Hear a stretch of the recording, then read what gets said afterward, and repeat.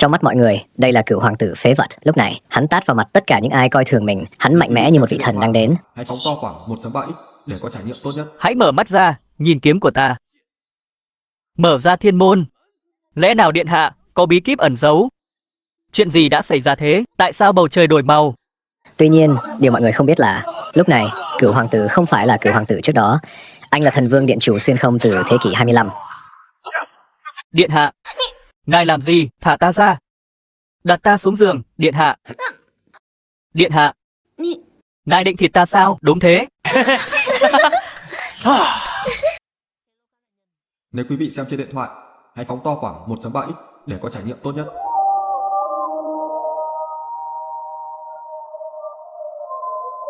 Điện hạ, Nếu quý vị xem trên điện thoại, hãy phóng to khoảng 1.3x để có trải nghiệm tốt nhất.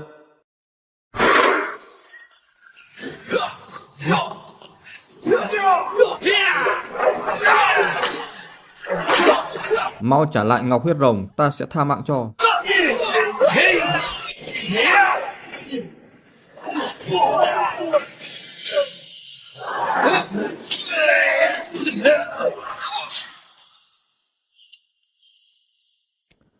Theo truyền thuyết, sát thủ số 1 của xứ sở Anh Đào, một chiêu có thể giết chết ngàn người kỳ hoàng. đi chết đi.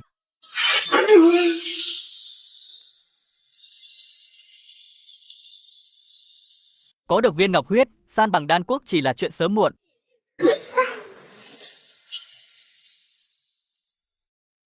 Là ngươi, Diệp Thiên, chúa tể của thần vương điện, ngươi lại đích thân đến đây. Ngọc huyết châu là vật thiên cổ xưa, là gan phượng hoàng được đất mẹ biến hóa. Sao có thể để thứ nhãi nhép ngươi chạm vào? Muốn ngọc huyết châu, phải xem ngươi có bản lĩnh đó không. Muốn chết.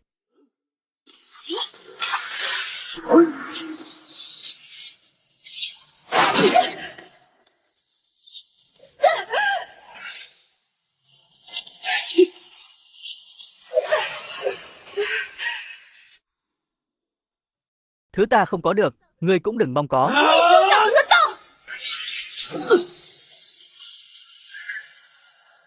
Đây là gì?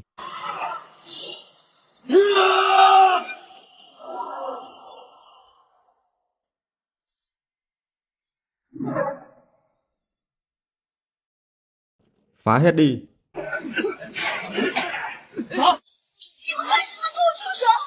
Dừng lại. Dừng lại. Tránh ra. Một tên phế vật như hắn cũng đòi cử hành tang lễ như thân vương. Cửu hoàng tử từ lâu đã từ bỏ tranh chấp, sao ngài vẫn không buông tha đuổi cùng giết tận? Không sợ bị trời phạt sao? Một thứ rác rưởi như vậy. Ồ, còn nữa. Ở đại hạ, thái tử là trời. Ai xúc phạm thái tử thì đều phải chết. Nếu bệ hạ biết, sẽ không tha cho ngài. Sao ta phải quan tâm đến tên phế vật này? Bản vương quan tâm bây giờ là nàng cơ. Ngài muốn làm gì? Làm gì sao? Tất nhiên là ăn nàng rồi. Ở ngay cạnh tên phế vật đùa giỡn với nữ nhân của hắn. Bản vương chỉ nghĩ đến thôi đã thấy phấn khích. Ngươi buông tay. Buông ta ra.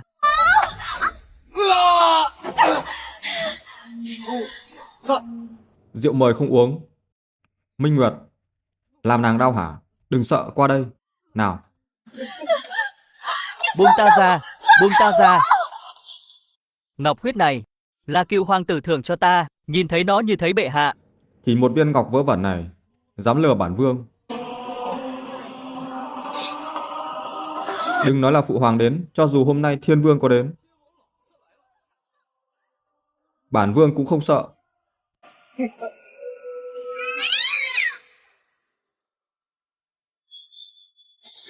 Ồn ào quá.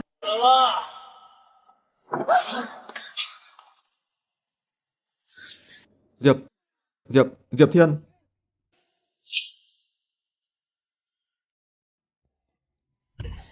Ngươi thế nào? Sao ngươi là người hay ma?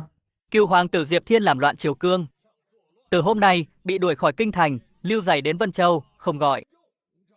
Không được về kinh. Phụ hoàng thật biết lao tâm khổ tứ. Bề ngoài là lưu đày, trên thực tế là giúp người tránh xa vòng xoáy đấu tranh, thậm chí còn hứa gả con gái tướng quân cho người. Nhưng vậy thì sao? Loại người như ngươi, một ngón tay của bản vương cũng có thể nghiền nát ngươi. Cửu đệ, lần này đệ tới Vân Châu, nhất định phải thưởng thức vẻ đẹp nghiêng thùng đổ chậu của công chúa Lâu Lan. Nghe nói, cô ta cực mê trai. Cơ thể này của đệ chắc nuốt không nổi đâu nhỉ. Ta đã xuyên không, biến thành Cửu hoàng tử của đại hạ và đã bị lưu đày đến biên giới.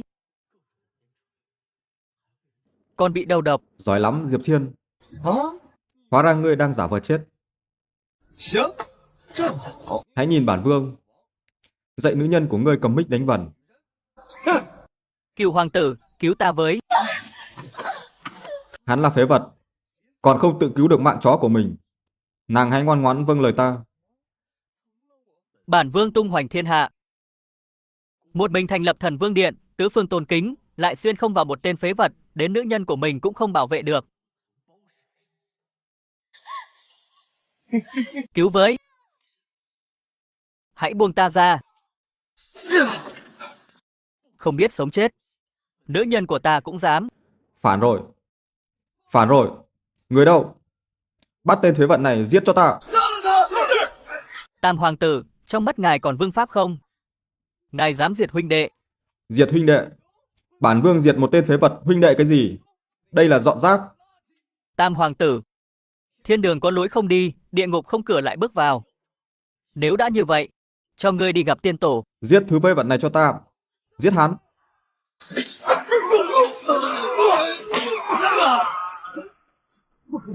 Không thể nào. Khi nào mà thân thủ ngươi tốt vậy? Ngươi không chỉ đầu độc ta, còn dám xâm phạm ái phi của ta. Món nợ này nên tính thế nào? Đừng tưởng ngươi biết chút công phu mèo cào. Là ta sợ ngươi, nói ngươi biết. Nếu ngươi dám chạm vào ta, thái tử sẽ không tha cho ngươi. Điện hạ hãy nghĩ kỹ, lần này Tam hoàng tử cùng Tô tiểu thư đến Vân Châu. Nếu có chuyện, Tô tiểu thư chắc chắn sẽ biết. Đến lúc đó sẽ đối mặt với vô số rắc rối. Phế vật, vẫn chỉ là phế vật. Ngươi dám làm ta bị thương thử xem. Làm thương ngươi. Vậy thì lợi cho ngươi quá.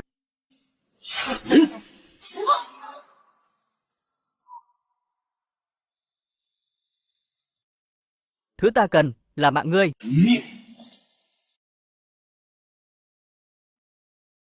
Nếu chuyện này truyền ra ngoài, tất cả chúng ta đều chết cùng. Người phụ nữ này có vẻ hoảng sợ. Thực ra đó chỉ là ngụy trang. Để ý hơi thở của cô ta. Đúng là cao thủ. Lúc nào rồi? Ngài còn nghĩ chuyện đó? Ta nghĩ. Làm sao để giết cô? Ngài nói gì thế? Đệ nhất mỹ nữ Vân Châu. Dùng đủ mọi cách. Đến gần tên hoàng tử phế vật ta.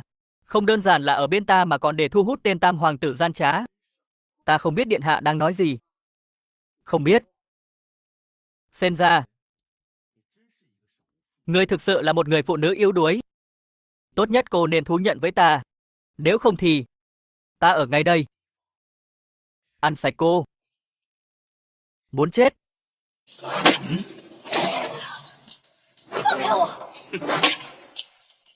Ngươi buông ta ra. Ngươi đâu? Cứu mạng, đây là phòng ngủ của ta. Có gọi gãy cổ, cũng không ai tới. Ta nói hết cho ngươi. Buông ta ra. Nói đi, ta được Tần Quý Phi, mẫu thân người sai đến, lo người sẽ bị độc thủ của thái tử, sai ta tới bảo vệ cho ngài. Với sức của cô, đòi bảo vệ ta, mà sao cô bảo vệ ta? Ta vẫn trúng độc. Nếu ngươi không phải cứ đòi đi kỹ viện sao trúng độc được? Nguyên chủ cũng thảm quá. Ở nhà không có nữ nhân, ra ngoài giải tỏa. Kết quả, thái tử từ lâu đã coi ngươi là cái gai trong mắt. Giờ ngươi lại giết tam hoàng tử. Xem ra không thể thoát khỏi cơn bão này. Ta sẽ nói thật cho ngươi. Được. Nói bổn vương nghe. Cô giải thích thế nào? Ngươi buông ra rồi ta kể. Mẫu thân ngươi, Tần Quý Phi là cựu thê thiếp của Tần Hoàng.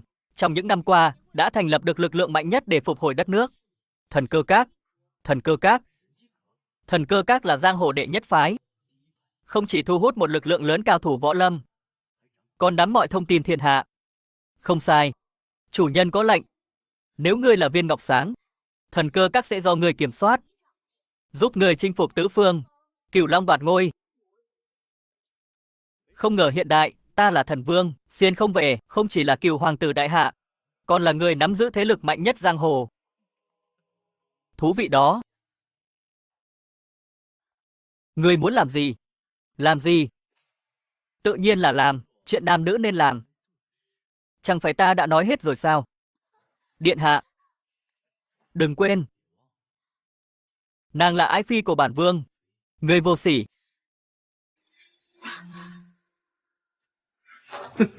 Điện hạ đừng mà.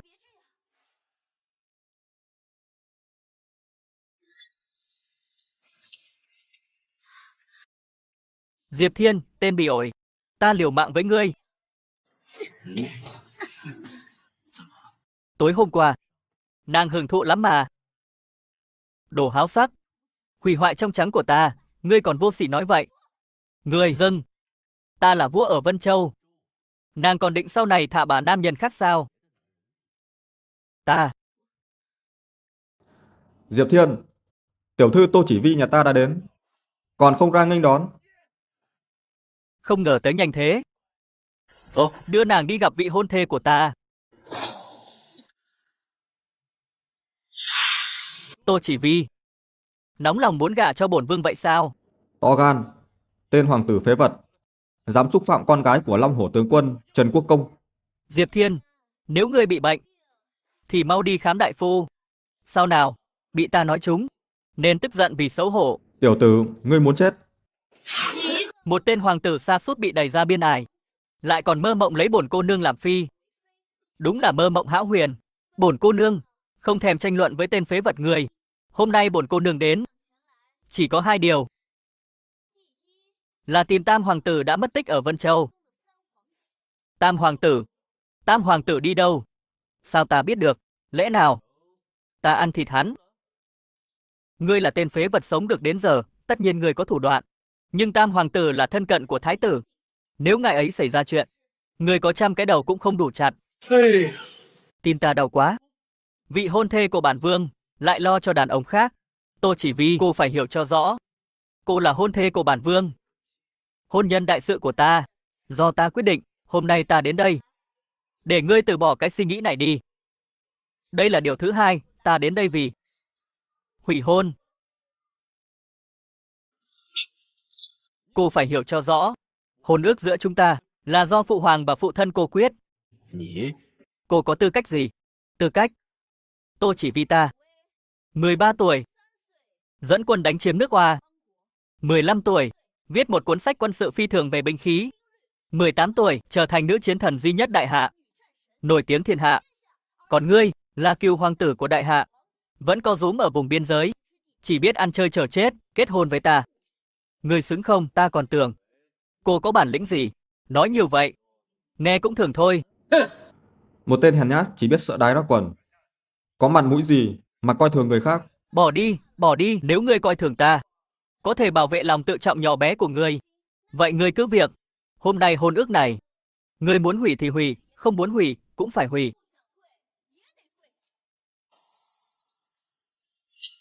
Đây là sắc lệnh của Thái hậu.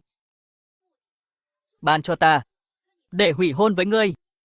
Ngươi không có quyền từ chối. Những gì ta muốn là thứ tên phế vật ngươi không bao giờ có. Có câu, chồng người cưỡi ngựa bắn cung, chồng em ngồi bếp giường cùng bắn ruồi.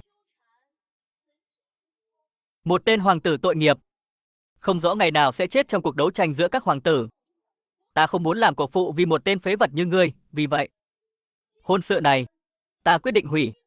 Tô Chỉ Vi, một số điều đừng suy nghĩ quá đơn giản, cô phải hiểu cho rõ. Hôn sự này không phải cô hủy, mà là bản vương hủy. Muốn gả vào hoàng gia, cô không xứng. Diệp Thiên, ngươi muốn chết. Ta hủy hôn là để cứu ngươi.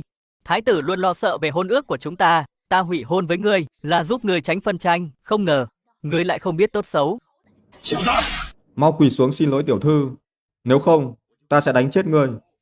Điện hạ, Cuồng Đao là cao thủ thứ 10 trong võ lâm. Cũng chỉ là một tên biết sủa gâu gâu đáng chết. Đầu tao trúng. Nạm ạ. Loại như ngươi không xứng ta ra tay. Minh Nguyệt, lên, Diệp Thiên ngươi.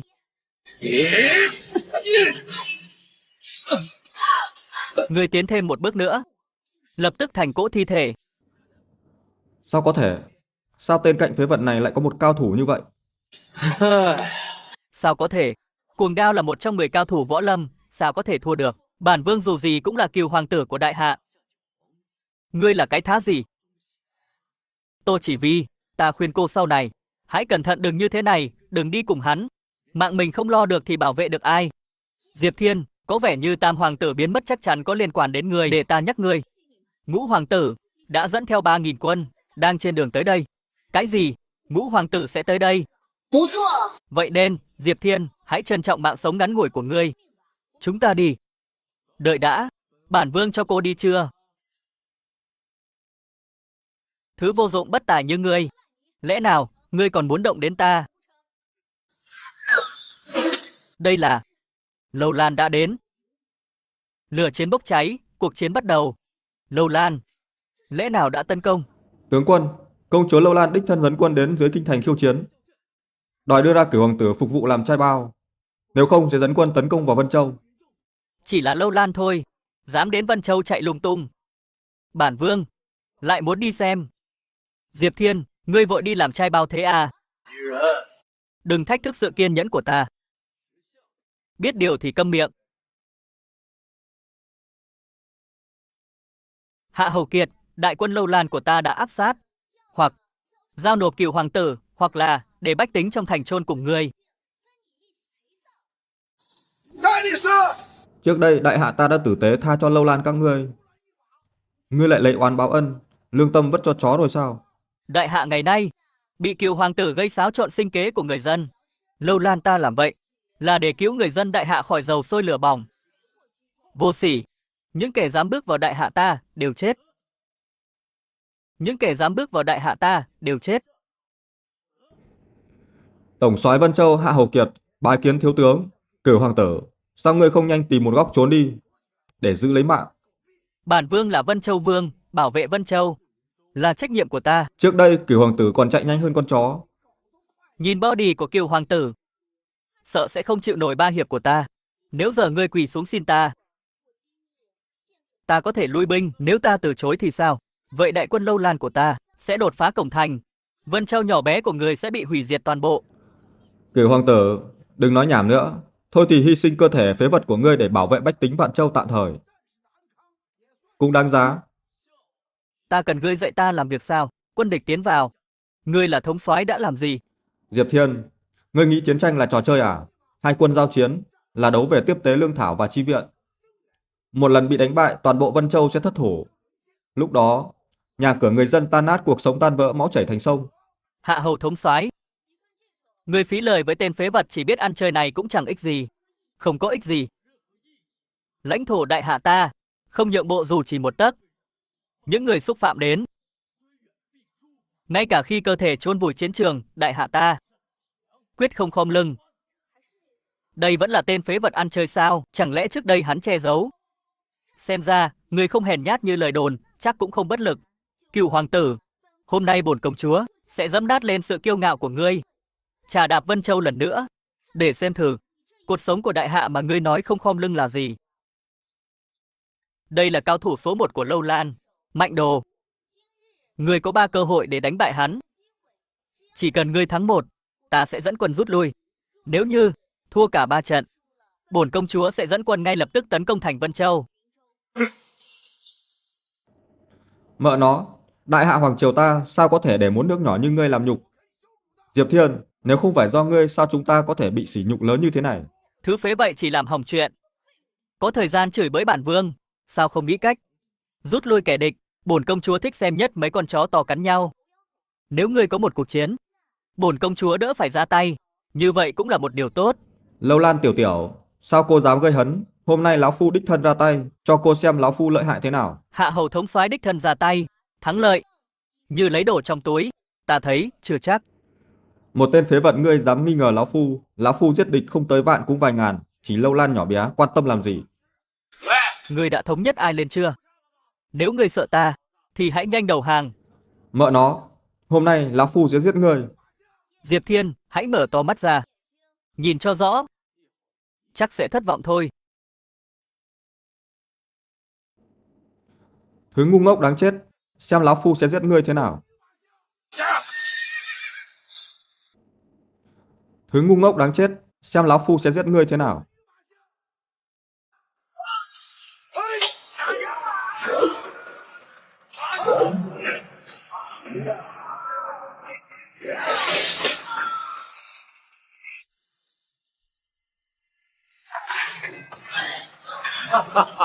Thống soái Vân Châu cái khỉ gì?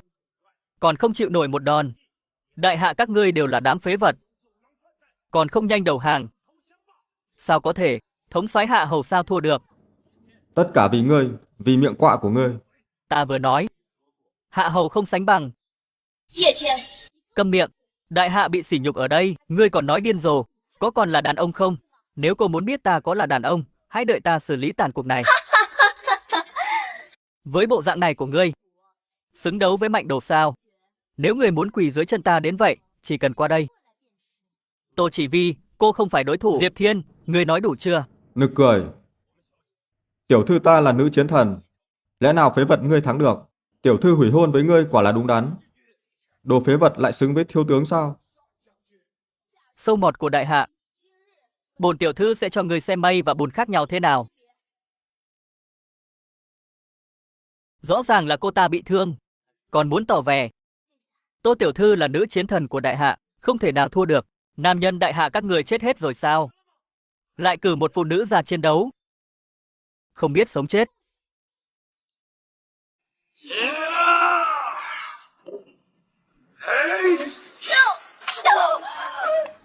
Thiếu tướng lại thua được sao?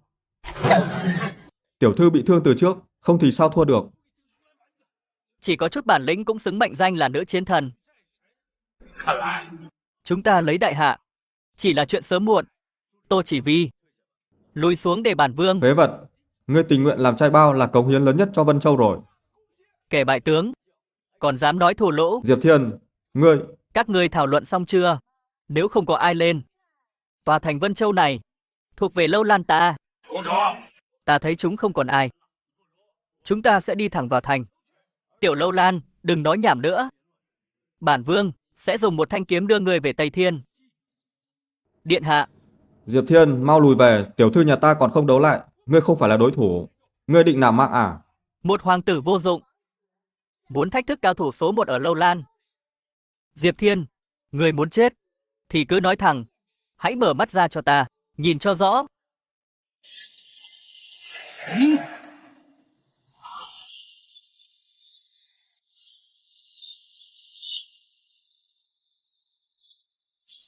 Hãy mở mắt ra, nhìn kiếm của ta. Mở ra thiên môn. Lẽ nào điện hạ có bí kíp ẩn giấu?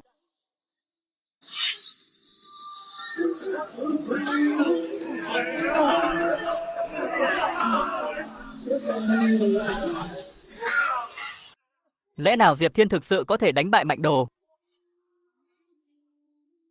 Chuyện gì vậy? Sao bầu trời đột nhiên đổi màu?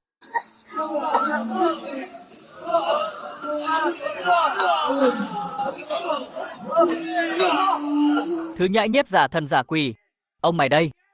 Giết ngươi bằng một đòn.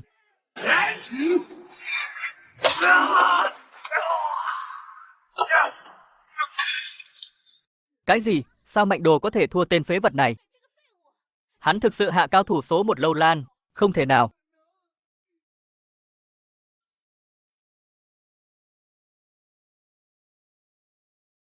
Bản vương là Cừu hoàng tử của đại hạ. Họ Diệp Tiên Thiên. Ở biên giới này trấn áp Lâu Lan. 不可能！ Chắc hẳn ngươi đã sử dụng thủ thuật bi ổi. Cao thủ số 1 Lâu Lan, sao lại thua ngươi được? Nhất định tên phế vật ngươi lừa ta. Bổn công chúa muốn đích thân đưa ngươi trở về Lâu Lan làm trai bao.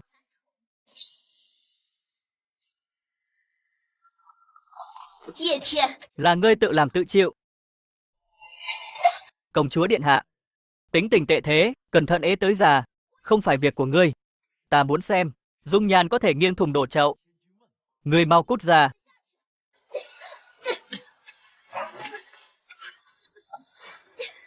Ngươi mau cút ra, nếu không thì bổn công chúa băm nát ngươi. Được, vậy thì ta muốn xem cô trông thế nào. Thật không ngờ, khẩu vị của Cửu hoàng tử lại mặn đến thế. Thứ không biết xấu hổ, chim chuột trước mặt hai quân làm mất mặt đại hạ.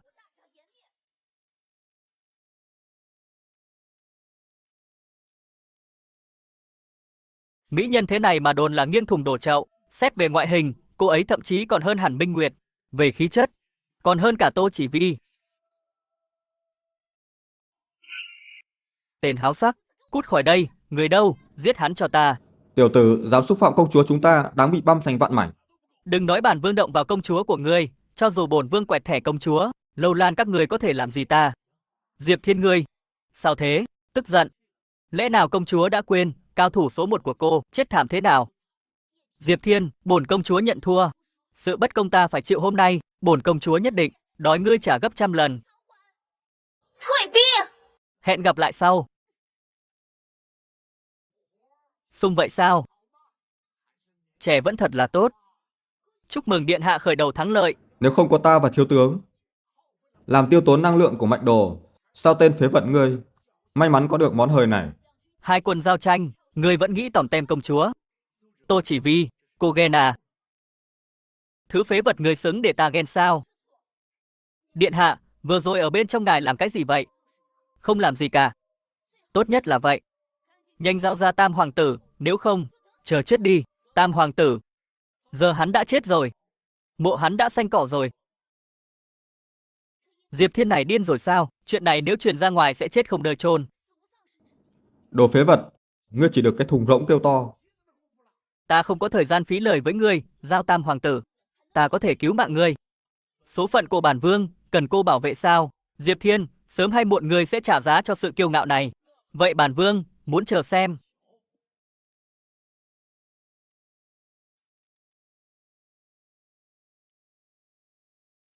Tên vô lại Diệp Thiên đó vẫn còn sống. Hắn cũng giết Mạnh Đồ, cao thủ giỏi nhất ở Lâu Lan. Hoàng tổ mẫu, cháu cũng không ngờ hắn có khả năng này. Phong Nhi biến mất ở Vân Châu. Diệp Thiên dám lợi dụng điều này để gây tiếng vang lớn. Đúng là tìm cái chết. Cháu trai sẽ triệu tập sát thủ và thống đốc Vân Châu nhất định sẽ xé hắn thành ngàn mảnh. Và Tô Chỉ Vi có vẻ như cô ta cũng đang bảo vệ Diệp Thiên. Tô Chỉ Vi, nếu cô ấy không thức thời, cũng khử luôn đi. Mấy đứa, ra đón khách quý đi. Xin mời vào, nhanh, xin mời vào. Mới nghe nói Ngư Hoa Khôi lại treo đèn lồng. Người đã đến đây vội vàng, người nóng vội thế. Ta có nóng vội hay không, nàng biết rõ mà. Quỷ sứ. Đừng lo, hôm nay ta tới. Chỉ để tìm hiểu sự thật ai đã hạ độc. Diệp công tử, đã lâu không gặp. Cơn gió nào đưa công tử tới đây? Sao đến đây mà còn dẫn theo người nhà thế? Công tử ghét chúng ta cho chim ăn chưa đúng cách. 滚！ Hôm nay chúng ta đến đây để tìm Ngư Ấu Vi. Không muốn dây dưa tới mấy cô. Hùng dữ vậy. Chẳng trách nam nhân của cô đến đây vui chơi. Mấy đứa nói chuyện kiểu gì thế? Không có quy tắc. Cút, đi đi. Ta nói Diệp công tử này. Công tử đại nhân đại lượng. Đừng để bụng đến mấy đứa. Đưa con Ấu Vi của ta. Vẫn luôn nghĩ đến công tử. Nhìn kia, biển hiệu của Ấu Vi cô nương đã được treo lên. Thượng khách đến đây không phải chỉ để gặp cô Ấu Vi thôi sao? Nhưng mà Ấu Vi cô nương tối nay chỉ có thể tiếp một vị công tử thôi. Lý Mama, Túy Hoa Lâu, dù gì cũng là ký viện số 1 Vân Châu. Sao đến chó và mèo cũng có thể vào? Hãy bình tĩnh, xin đừng tức giận nữa. Mọi người đến đây, có ai không muốn tìm niềm vui đâu. Nhưng ta thấy có một vài tên ăn xin ở đây, khiến bổn công tử không hứng thú. Ngươi biết điều, mau cút ra ngoài. Nếu không, ngươi sẽ gặp xui xẻo. Vậy sao? Ngươi có biết bổn công tử là ai không? Loại người như ngươi. Thông thường, bổn công tử cũng lười liếc mắt đến ngươi. Hoàng phủ công tử là con trai duy nhất của thống đốc Vân Châu. Còn kiến nhỏ người dám nhún nhảy ở đây. Ta nghĩ người chê sống lâu nên chán sống rồi. Thống đốc Vân Châu thật quá kiêu ngạo, không coi ai ra gì. Vậy thì sao? Ở Vân Châu, bổn công tử có thể làm bất cứ điều gì mình muốn. Người đâu? Đưa hai người ăn xin này đi, ném ra ngoài. Hoàng công tử, xin đừng, xin đừng. Công tử hãy nể mặt ta bỏ qua mấy chuyện này. Đừng để tâm đến mấy chuyện này có được không? Nể mặt bà ư? Bà có mặt nào để ta phải nể mặt bà chứ? Hoàng phủ công tử, là Lý ma ma đường đột. Ấu Vi tặng công tử một bài hát. Mong công tử bớt giận. Vì Ấu Vi cô nương đã lên tiếng. Đương nhiên là phải nể mặt rồi.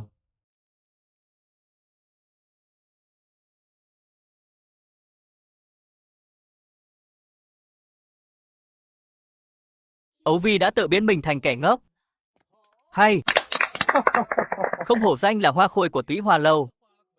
Kỹ năng đánh đàn này thực sự tuyệt vời. Bổn công tử sẵn sàng trả 100 lượng vàng. Ta chỉ muốn gặp Ấu Vi cô nương một lần. Cảm tạ công tử đã hậu ái. Chỉ là Ấu Vi không thích tiền. Ta chỉ thích thơ. Nếu có người có thể đối được 3 câu thơ với Ấu Vi, Ấu Vi sẽ hầu hạ người đó từ anh tới ã hạnh phúc một đêm.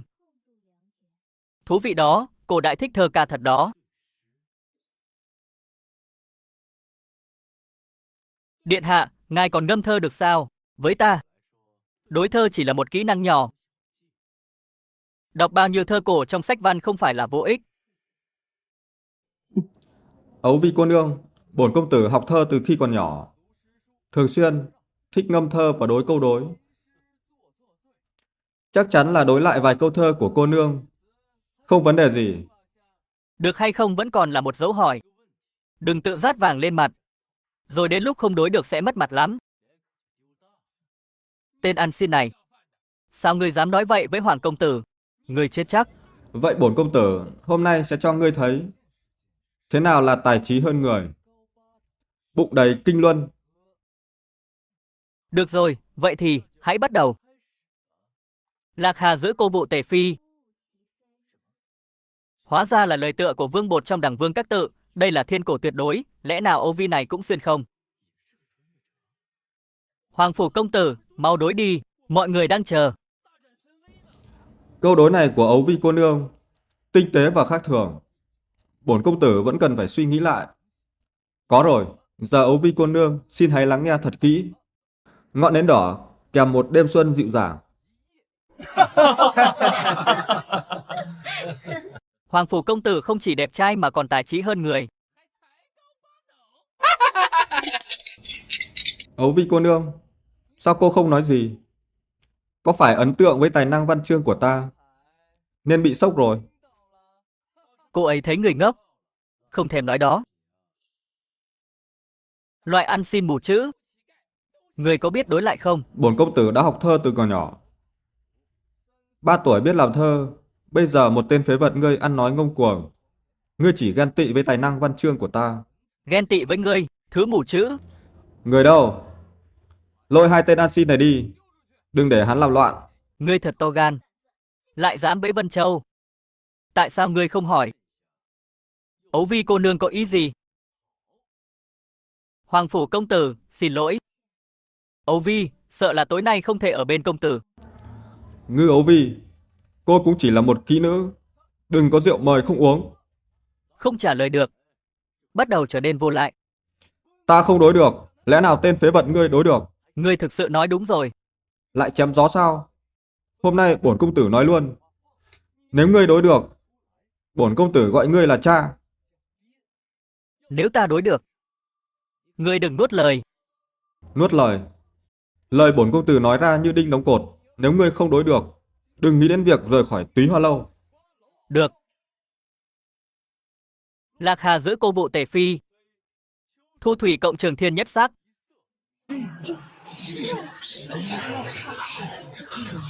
Sao có thể được? Đây là thiên cổ tuyệt đối. Không thể nào. Ôi trời ơi! Điện hạ không chỉ thân thủ phi phàm, tài văn thơ cũng đỉnh của chóp. Rốt cuộc hắn có bao nhiêu bí mật? Tức thời hoa cũng dâng dòng lệ, ly biệt chim muôn khóc lạc bầy.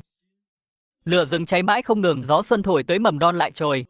Thiên sinh ngã tài tất hữu dụng, thiên kim tán tận. Hoàn phục lai, thật bất ngờ, Diệp công tử lại có tài văn chương như vậy. Ấu Vi xin nhận thua.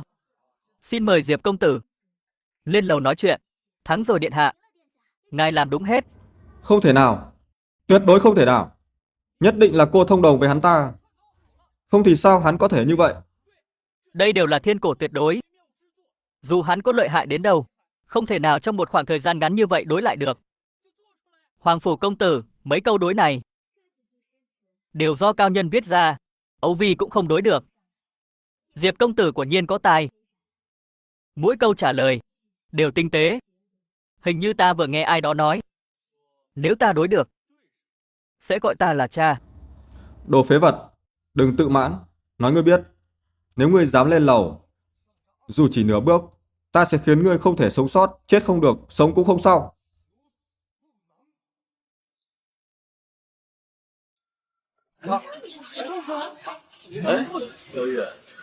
Ta đã bước 3 bước.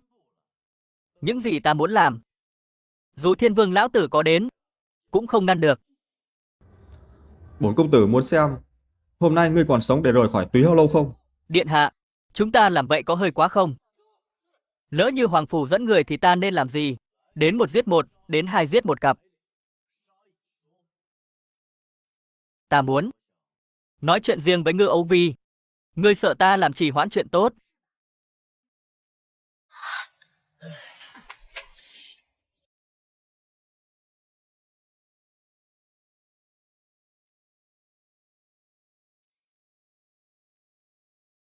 Tham kiến Diệp công tử. Câu đối của Âu Vi cô nương thực sự tinh tế, ta thực sự thích nó.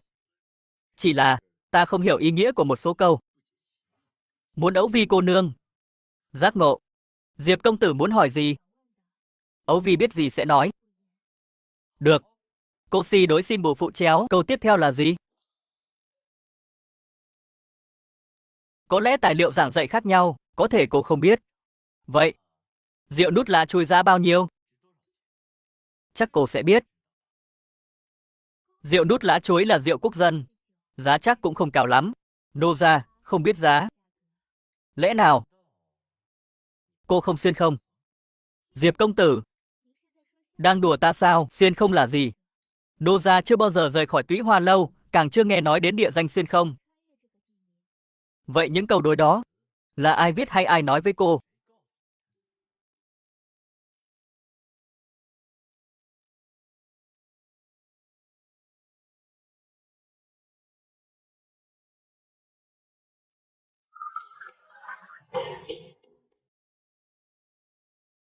Diệp công tử, ta không thể nói cho người biết. Vậy Ngư Hoa Khôi, sao lại muốn hại ta? Cô có thể nói chứ nhỉ? Diệp công tử, ta không hiểu ngươi đang nói gì.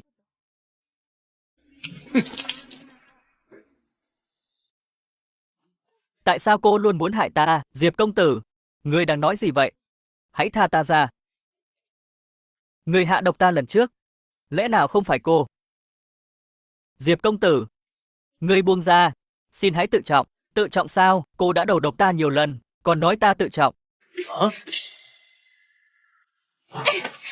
Nô gia chỉ là một nữ tử yếu đuối. Diệp công tử, ta không biết ngươi nói gì. Một nữ tử yếu đuối trong 2 năm, sao có thể thành hoa khôi số một Vân Châu? Còn ai đứng sau cô nữa? Sao có thể trong thời gian ngắn, toàn bộ Vân Châu đảo lộn mọi thứ vì cô? Diệp công tử, tốt nhất cô nên nói thật. Sao cô muốn hại ta? Nô gia sao dám? Đi chết đi.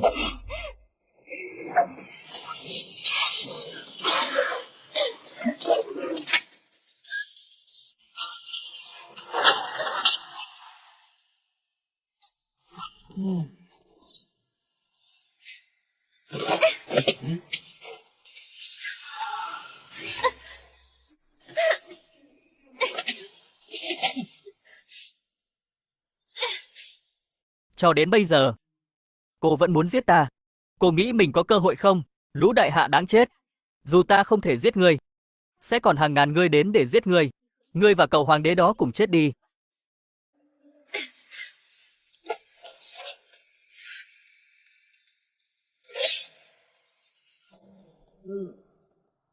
Hóa ra là tàn dư còn sót lại của Đại Tần. Cô tưởng giết được ta, mọi chuyện sẽ ổn sao? Lúc trước Đại Tần thịnh vượng, nếu không có mẹ ngươi yêu phi, sao Đại Tần lại bại?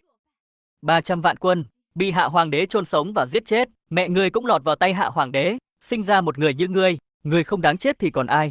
Sự thăng trầm của một đất nước Đổ lỗi cho một người phụ nữ. Ta thấy cô muốn khôi phục đất nước, thực sự mãi mãi không có hy vọng. Bà ta bán chủ cầu vinh. Đó là một sự thật chắc chắn. Ngươi đừng lảng tránh, vì cô và mẫu thân ta đều là người Đại Tần. Ta có thể nói với cô, mẹ ta không bao giờ quên việc khôi phục đất nước, và hơn nữa, còn lập ra thần cơ các. Cái gì, thần cơ các, thế lực mạnh nhất thiên hạ. Bà ấy thành lập nó. Nếu không thì, sao ta sống trong hoàng cung, giữa những âm mưu có thể tồn tại? Vậy là, vẻ yếu ớt của ngươi chỉ là giả vờ. Nếu không thì,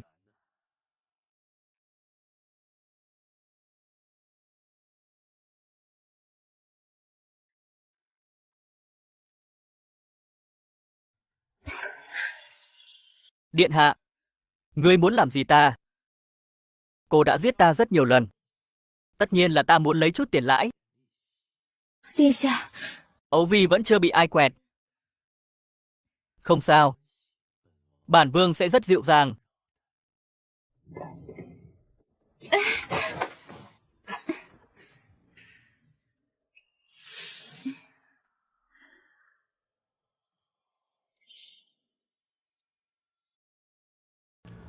Tiểu tử thối kia, lăn ra đây cho lão tử.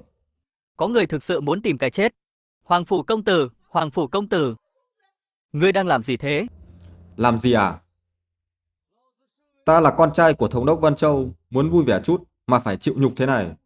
Ta bảo bà, thức thời thì giao tên đó ra. Ngoài ra, Ngư Ấu Vi, tắm rửa sạch sẽ, úp lồng bàn đợi ta. Hoàng phủ công tử. Ngươi bình tĩnh lại. Chắc có hiểu lầm. Hiểu lầm cái lùn mía. Cảnh cáo bà, nhanh đưa Ngư Ấu Vi cho ta.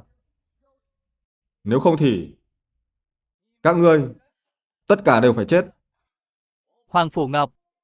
Ngươi nóng lòng muốn gặp Diêm Vương vậy sao? Chết đến nơi rồi, vẫn còn giả vờ ở đây. Hoàng phủ Ngọc. Ngươi nghĩ không ai dám xử ngươi. Ngươi đúng là chưa thấy quan tài chưa đổ lệ. Người đâu? Đưa tên ăn xin này xuống ngay cho ta. Hôm nay bổn công tử sẽ cho ngươi xem đắc tội với bổn công tử sẽ có kết cục gì. Biết điều. Hãy quỳ xuống để thoát rắc rối, một đám chó săn.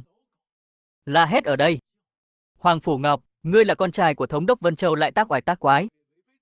Ngươi nghĩ không ai dám động đến ngươi. Ai dám động vào ta? Đừng nói là một tên ăn xin. Hôm nay Cửu hoàng tử có tới đây, gặp bổn công tử cũng phải cúi đầu. Thật trùng hợp. Minh Nguyệt. Để hắn thoi thóp là được. Tiểu tử, vẫn giả vờ ở đây. Cô có thể có kỹ năng gì? Đánh vần cầm mic à? Không biết sống chết.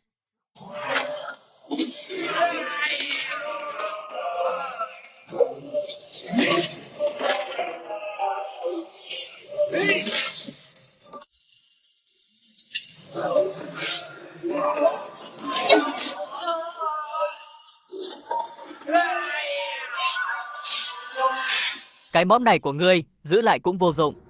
Cha ta là thống đốc Vân Châu. Cô dám làm gì? Chỉ là một thống đốc Vân Châu nhỏ nhoi. Có gì mà la hét. Đừng tưởng không ai dám động đến ngươi. Ngay cả khi ta giết ngươi, ta cũng không sợ. Ngươi dám? Cha ta sẽ diệt cả nhà ngươi. Cho dù hôm nay ta có giết ngươi, ông ta cũng không dám xì hơi. Diệp công tử, vạn vạn không được đâu. Họ đều là một đám ác quỷ ăn thịt người mà không nhổ xương ra. Nếu chúng ta xúc phạm đến hắn, tất cả sẽ tiêu đời hết. Ngươi nghe chưa? Còn không ngoan ngoãn thả bổn công tử ra. Lý mà, chúng ta phải tin lời Diệp công tử. Minh Nguyệt, đưa cái thứ đáng chết này đến dinh thự của thống đốc. Để thống đốc xem. Hắn sinh ra một đứa con không bằng chó lợn. Ngươi đúng là chán sống rồi. Dám vào phủ thống đốc, chắc chắn hôm nay là ngày giỗ của ngươi. Im miệng ngay cho ta. Cô dám đánh ta? Thái tử đích thân đã gửi một tin mật đến. Diệp Thiên à Diệp Thiên. Đừng trách, lão phu tàn nhẫn với ngươi.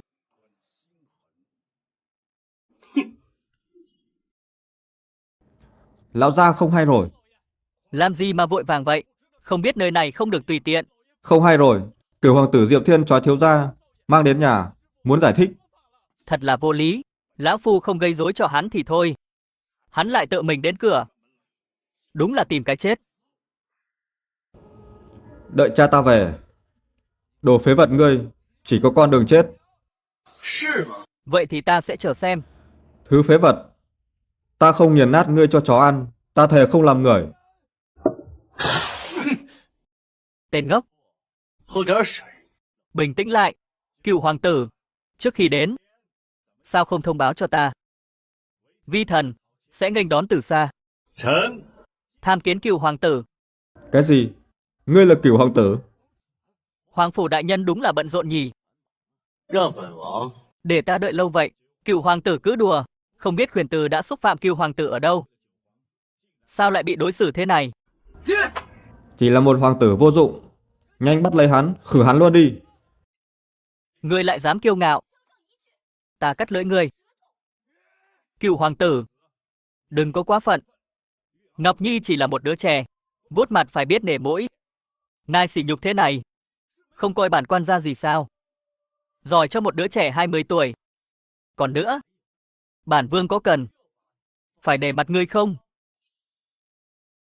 Bắt nạt quá đáng. Bản quan là thống đốc Vân Châu, thống trị, bảo vệ một phương. Ngươi hành động thật bừa bãi, không sợ làm ớn lạnh quan lại sao? Diệp Thiên, đừng quá ngông. Giỏi cho câu bảo vệ một phương. Con trai của ngươi đốt nhà, cướp người, kiêu ngạo, ngông cuồng không gì không làm. Đây là những gì ngươi nói. Bảo vệ một phương là đây sao? Được. Lão phu không tranh luận với ngươi, mau thả con trai ta. Nếu không thì, hôm nay không ai có thể rời đi.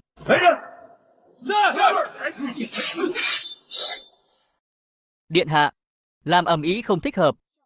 Hay là quên đi, cuộc vui vẫn chưa đến. Diệp Thiên, đây là dinh thự của thống đốc.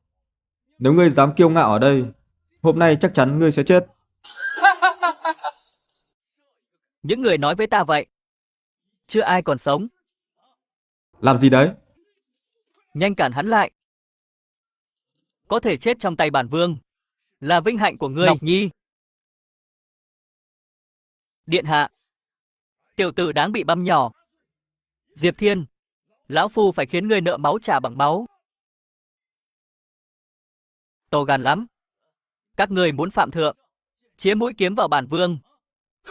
Một hoàng tử không được lòng dân, khác gì chó hoang ven đường. Đừng nói bắt trói ngươi lại, ta có giết người ngay tại đây. Cũng không ai dám hỏi. Hoàng phủ Diêu, ngươi cần nghĩ cho kỹ. Giết hoàng tử là tội tru di cửu tộc. Cây giống duy nhất của lão tử đã bị con thú này giết rồi. Sợ gì tru di cửu tộc? Nếu ngươi hủy hoại tứ chi của mình, thành phế vật thực sự, quy lệ con trai ta 749 lần, ta sẽ cân nhắc cho ngươi toàn thây. Nếu ta không thì sao? Rượu mời không uống, lại uống rượu phạt. Hãy để hắn sống. Ta sẽ từ từ tra tấn hắn. Cho hắn nếm thử, sống không được, chết không xong là thế nào. Cứ lên nếu các người dám. Lão gia, ta còn vợ con ở nhà. Ta không muốn chết. Đây là chủ ý của Thái tử Điện Hạ. Ai dám trái lệnh? Giết không tha.殿下， Ngươi đi trước, ta yểm trợ. Muốn đi. Cả cô và thứ phế vật này. Sẽ không ai có thể sống sót rời khỏi đây. Hoàng phủ Diêu, to gan lắm. Tham kiến nữ chiến thần. Mau cút khỏi đây.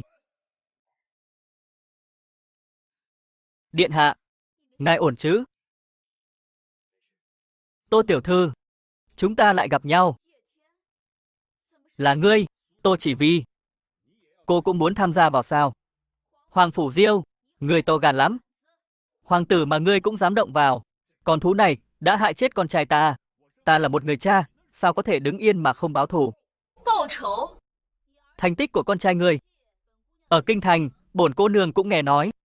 Đừng nói là bị Diệp Thiên giết. Bổn cô nương gặp hắn, cũng giết hắn. Bắt nạt quá đáng. Tô Chỉ Vi, đừng nghĩ cha cô là Trấn Quốc Công là gớm. Lão phu đã tuyệt hậu rồi. Cùng lắm, cá chết, lưới rách. Lão già không biết sống chết. Dám xúc phạm tiểu thư ta, ngươi muốn chết.叶天， Nếu biết là ngươi, bổn cô nương sẽ không đến giải cứu. Ngươi nợ bổn cô nương một mạng. Mạng ta, chưa cần ai cứu. 殿下， Ta lo cho ngài, nên mới nhờ Tô cô nương đến. Ấu Vi cô nương, cô thật có lòng. Thứ vô ơn phụ nghĩa. Ngươi thoát một lần, sẽ không thoát được 10 lần. Muốn giữ mạng, chỉ có một cách. Thế thì ta muốn nghe, Tô tiểu thư, có bí quyết gì vậy? Đó chính là giao tam hoàng tử ra. Ồ, xin lỗi, việc này thực sự không làm được. Thứ không thức thời. Người muốn đợi cựu hoàng tử dẫn binh đến mới chịu à? Lão Ngũ là cái thá gì, nếu nó dám tới. Ta cho hắn, còn cái nịt. Minh Nguyệt, đi nào. Diệp Thiên, đừng nghĩ ngươi có chút công phu mèo cào, ngươi có thể thể hiện sức mạnh của mình, ngươi thế này là lấy trứng trọi đá. Điện hạ, đợi ta với.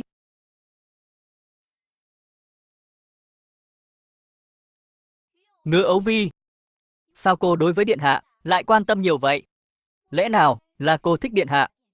Điện hạ xuất sắc vậy. Ấu Vi ai mộ thì có gì sai? Chỉ là hoa khôi, mắt nhìn khá cao đó. Hai nàng quay về rồi nói. Câm miệng, liên quan gì đến ngươi? Điện hạ, nghe nói Tần Phi mắc bệnh hiểm nghèo. Vạn Bảo Trai sẽ tổ chức đấu giá ngày mai, toàn là báu vật quý hiếm. Đến đó xem, biết đâu tìm được thuốc tốt cho Tần Phi. Cô nói thật chứ? Hoàn toàn thật. Nếu có cơ hội, thì phải đi. Biết đâu có thu hoạch bất ngờ. 殿下， Nếu không còn gì, trời cũng tối rồi. Ấu Vi, xin cáo lui trước. 回去。 Cô đã xúc phạm thống đốc. Túy Hoa Lầu, còn ở lại được chứ? Vậy điện hạ có ý gì, có thể đưa Ấu Vi về phủ không? Đương nhiên. Ngư Ấu Vi, cô cũng có thể vào phủ Vân Châu. Nhưng phòng ngủ của điện hạ không thể vào nửa bước. 好， Ta sẽ theo lệnh của Hoàng Phi. Sao cô ta đồng ý nhanh vậy? Lẽ nào ta dẫn sói vào nhà? 走吧。 Còn không bao đuổi theo.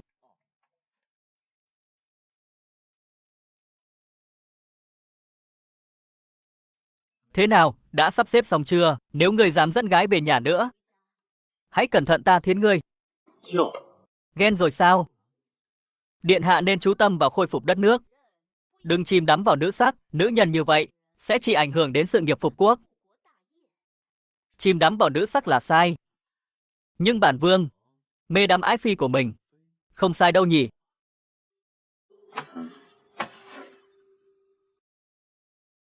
Điện hạ, muốn làm gì? 1 phút đêm xuân đáng ngàn vàng. Đừng lãng phí.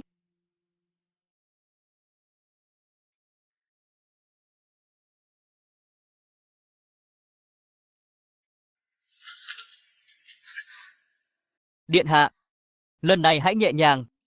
Đừng lo, ta sẽ không làm nàng đau đầu. Ngài hư quá.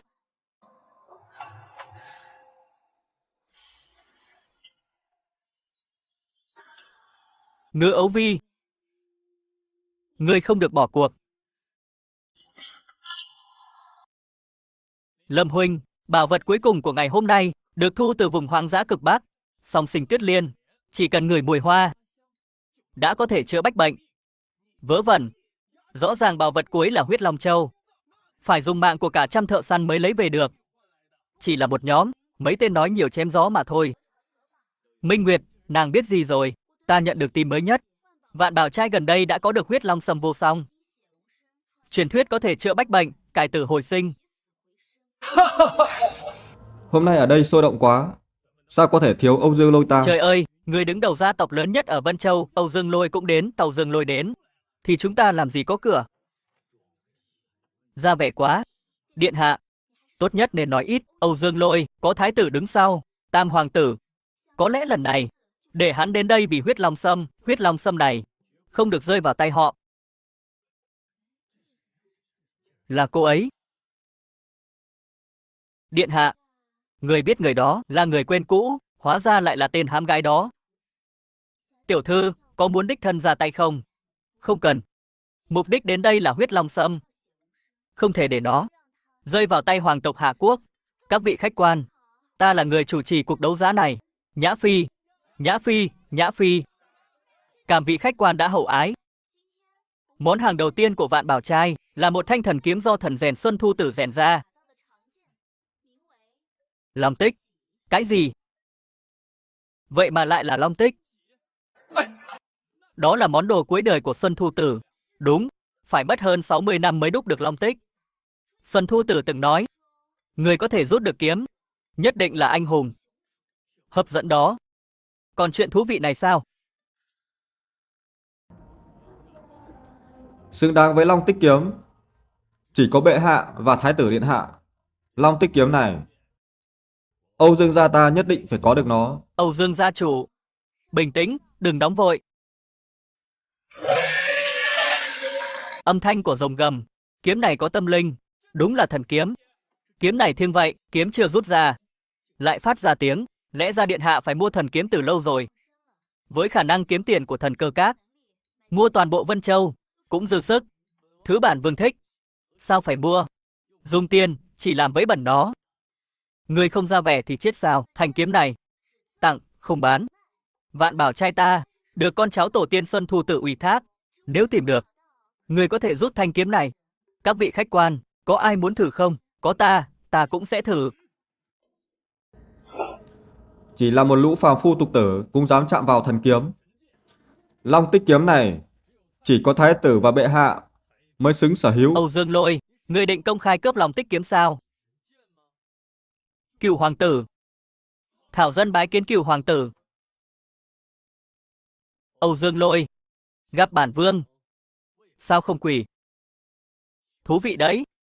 Ta muốn xem thứ phế vật này sẽ làm gì. Ngươi nghĩ ngươi là ai? Còn bắt ta quỳ. Nhanh quay về Vân Châu phủ. Đừng ở đây bị mất mặt. Âu Dương Lôi, người muốn chết. Mọi người đứng dậy đi, tạ điện hạ. Âu Dương Lôi, ta không thèm tranh luận với ngươi không nghe quy định à? Nếu ngươi muốn có được long tích kiếm, hãy lên rút thử nó. Cửu hoàng tử nói đúng, mời Âu Dương gia chủ tuân thủ quy định. Thử thì thử. Âu Dương gia ta thống trị Vân Châu, được coi là anh hùng, có gì không dám.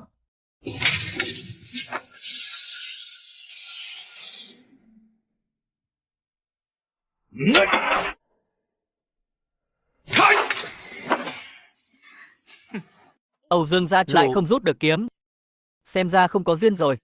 Âu Dương Lôi, hình như ngươi không rút được. Ta không thể rút kiếm. Lẽ nào tên phế vật ngươi suốt ngày ăn chơi rút được? Nói dễ hơn làm. Nếu bản vương có thể rút được, ngươi định thế nào? Diệp Thiên, nếu ngươi có thể rút kiếm, đầu của ta vặt xuống cho ngươi làm bóng đá. Đồ đầu lợn. Bản vương không thèm đá.叶天， Ngươi muốn chết nếu hôm nay ngươi không thể quỳ xuống cho ta, thừa nhận sai lầm. Hóa ra là vậy. Cửu hoàng tử, lẽ nào không dám thử? Ngươi không có can đảm, giờ cút về Vân Châu phủ, vẫn còn kịp đấy. Nếu giờ ta rút kiếm ra, sẽ chỉ làm mọi người chú ý, bất lợi cho việc đoạt ngôi sau này.叶天， Sợ phải đứng im rồi. Ta thấy vị công tử này với thanh kiếm này có duyên. Phế vật chỉ biết phô trương. Ta đã nói trước đây, thần kiếm này, ngoại trừ bệ hạ và thái tử, không ai có thể rút được. Ngâm miệng chó người lại, nhìn cho kỹ đây. Vị công tử này thử xem. Hắn làm gì vậy? Dựa vào hắn, một tên tiểu tử mặt trắng, cũng đòi rút long tích kiếm. Bảo thử thì thử đi. Thư nhái nhép, không xứng.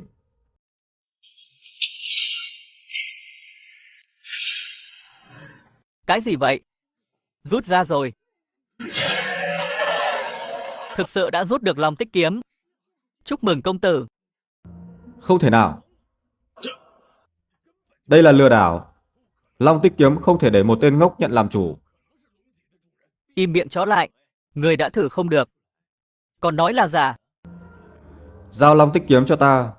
Vật thiêng như vậy không phải thứ ngươi nên có. Vì ta đã rút kiếm ra khỏi vỏ. Âu Dương gia chủ, lẽ nào ngươi định cướp? Chỉ sợ ngươi sở hữu nó sẽ mất mạng thôi. Âu Dương gia chủ, đây là muốn dùng vũ lực cướp đoạt. Chờ ta. Công chúa, món quà này của bản vương, thế nào? Cút. Chúc mừng vị công tử này đã rút được kiếm. Từ hôm nay, ngươi là chủ nhân của thanh kiếm. Điện hạ, chẳng lẽ còn hứng thú với cả nam nhân?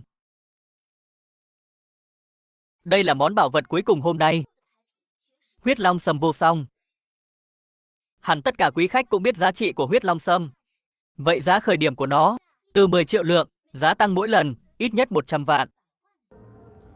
50 triệu lạng bạc. 50 triệu sao? Vung tay hào phóng vậy, xem ra Âu Dương gia chủ thắng chắc rồi. Không ngờ tên này giàu vậy. Có vẻ như nên tìm cơ hội.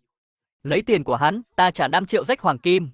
Huyết Long Sâm này, bổn công tử phải lấy được. Giàu vậy sao? 5 triệu lượng. Rách hoàng kim, có vẻ như lão già lần này, chắc chắn, ăn hành rồi. Ngươi điên à? Ngươi đã đoạt thần kiếm. Đây là thứ ta muốn hối lộ thái tử, ngươi định cướp. Chơi đẹp vào. Trả giá cao thì được, bổn công tử danh chính ngôn thuận. Có gì sai? Điều sai là ngươi động nhầm người. Người đâu? Bổn gia chủ muốn Vạn Bảo Trai bị tiêu diệt. Ta xem ai dám cản. Mau cút ra ngoài. Nếu không, chỉ có đường chết. Muốn ta đi, trừ khi ta chết. Lông còn chưa mọc hết. Đừng ra ngoài tỏ vẻ. Đưa ta thanh kiếm, ta sẽ giữ cho ngươi một mạng. Người này chính là cao thủ hạng 5 trong giang hồ. Có vẻ như có người gặp nguy hiểm. Thế nào tiểu tử, ngươi có sợ không? Bổn công tử có gì phải sợ? 动手！ Người như ngươi cũng xứng làm chủ thần kiếm sao? 来人！ Lôi tên phế vận này ra. Âu Dương Lôi, đừng bắt nạt người khác quá. Phía sau Vạn Bảo Trai là Vạn gia ở kinh thành. Sao lão tử có thái tử ủng hộ, Vạn gia chẳng là gì cả. Đưa Huyết Long Sâm cho ta. Ý Đông hiếp ít. Đúng là vô sỉ. Bổn vương ghét nhất là đám người Ý Đông bắt nạt người. Tên phế vận ngươi không có gì để làm sao? Muốn tìm chết. Bản vương muốn làm gì thì làm. Liên quan gì tới ngươi? Vì ngươi muốn chết, vậy ta sẽ đáp ứng. Toàn kiếm, giết hắn. Không chạy là chết. Chỉ đứng hạng 5 cao thủ cũng dám la hét ở đây. Cho ngươi một cơ hội, giờ quỳ xuống xin tha. Ta có thể tha mạng. Công phu của ngươi cứng như cái miệng chó của ngươi. Ngông cuồng quá, Kiều hoàng tử điên à, dám hống hách trước toàn kiếm.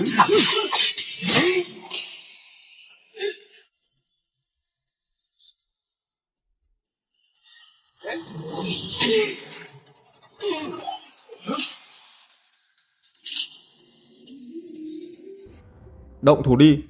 Không phải hắn không muốn mà là hắn không động được. Nhanh động thủ.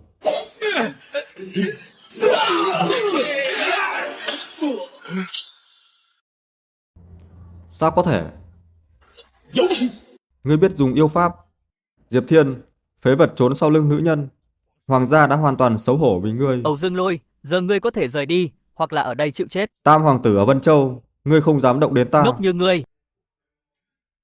Sống thật lãng phí đất. Tốt, rất tốt.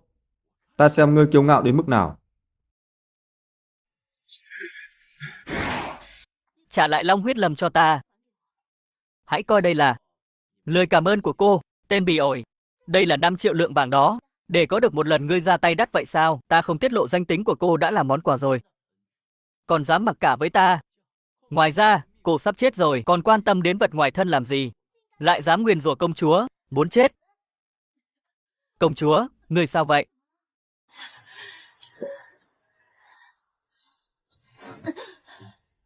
Diệp Thiên, ngươi định làm gì? Diệp Thiên, đưa thuốc cho ta. Muốn công chúa sống? Đừng có uống thuốc này. Cổ trùng đã xâm chiếm cơ thể. Nên cô mới yếu vậy, cổ trùng. Ngươi nói gì vậy? Đây là đại tế tử. Thuốc chuẩn bị đặc biệt cho ta. Sao lại có cổ trùng? Thuốc tàn khi tiếp xúc với rượu. Nhìn xem đi. Sao có thể? Công chúa. Người có thể nhìn thấy bệnh. Chắc có cách điều trị. Xin hãy cứu mạng công chúa. Minh Nguyệt, lấy một chậu nước nóng, một miếng thịt, mang đến cho ta. Hằng Nhi, hoàng tổ mẫu, từ nhỏ sủng ái con nhất. Ngai vàng này, sớm muộn gì nó cũng là của con. Hoàng Nhi sẽ không phụ kỳ vọng của hoàng tổ mẫu. Bẩm hoàng thái hậu. Tin tức đến từ Vân Châu, Âu Dương Lôi nói huyết long sâm bị Kiều hoàng tử lấy đi. Tên ngốc đáng chết. Âu Dương Lôi phế vật, huyết long sâm cũng không lấy được. Diệp Thiên à Diệp Thiên, chính ai ra đã đánh giá thấp người. Gửi tin đến Âu Dương Lôi, bằng mọi giá, giết Cửu hoàng tử, thu hồi huyết long sâm. Điện hạ, công cụ đến rồi.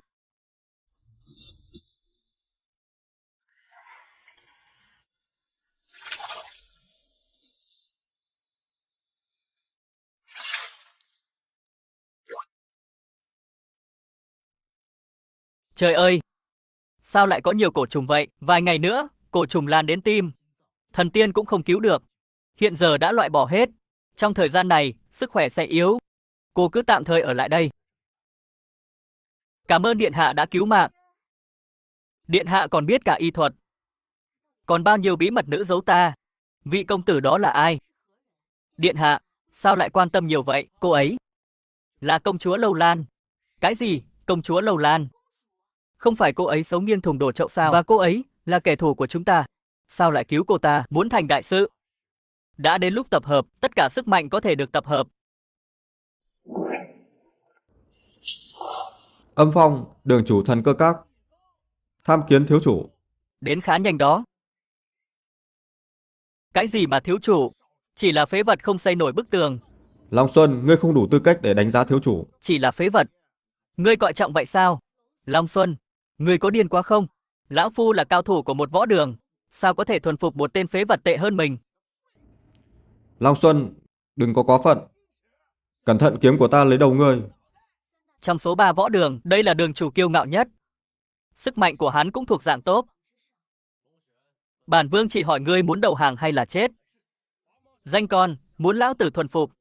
Ngươi chưa đủ điều kiện. Long Xuân, hôm nay ta phải dạy cho ngươi một bài học.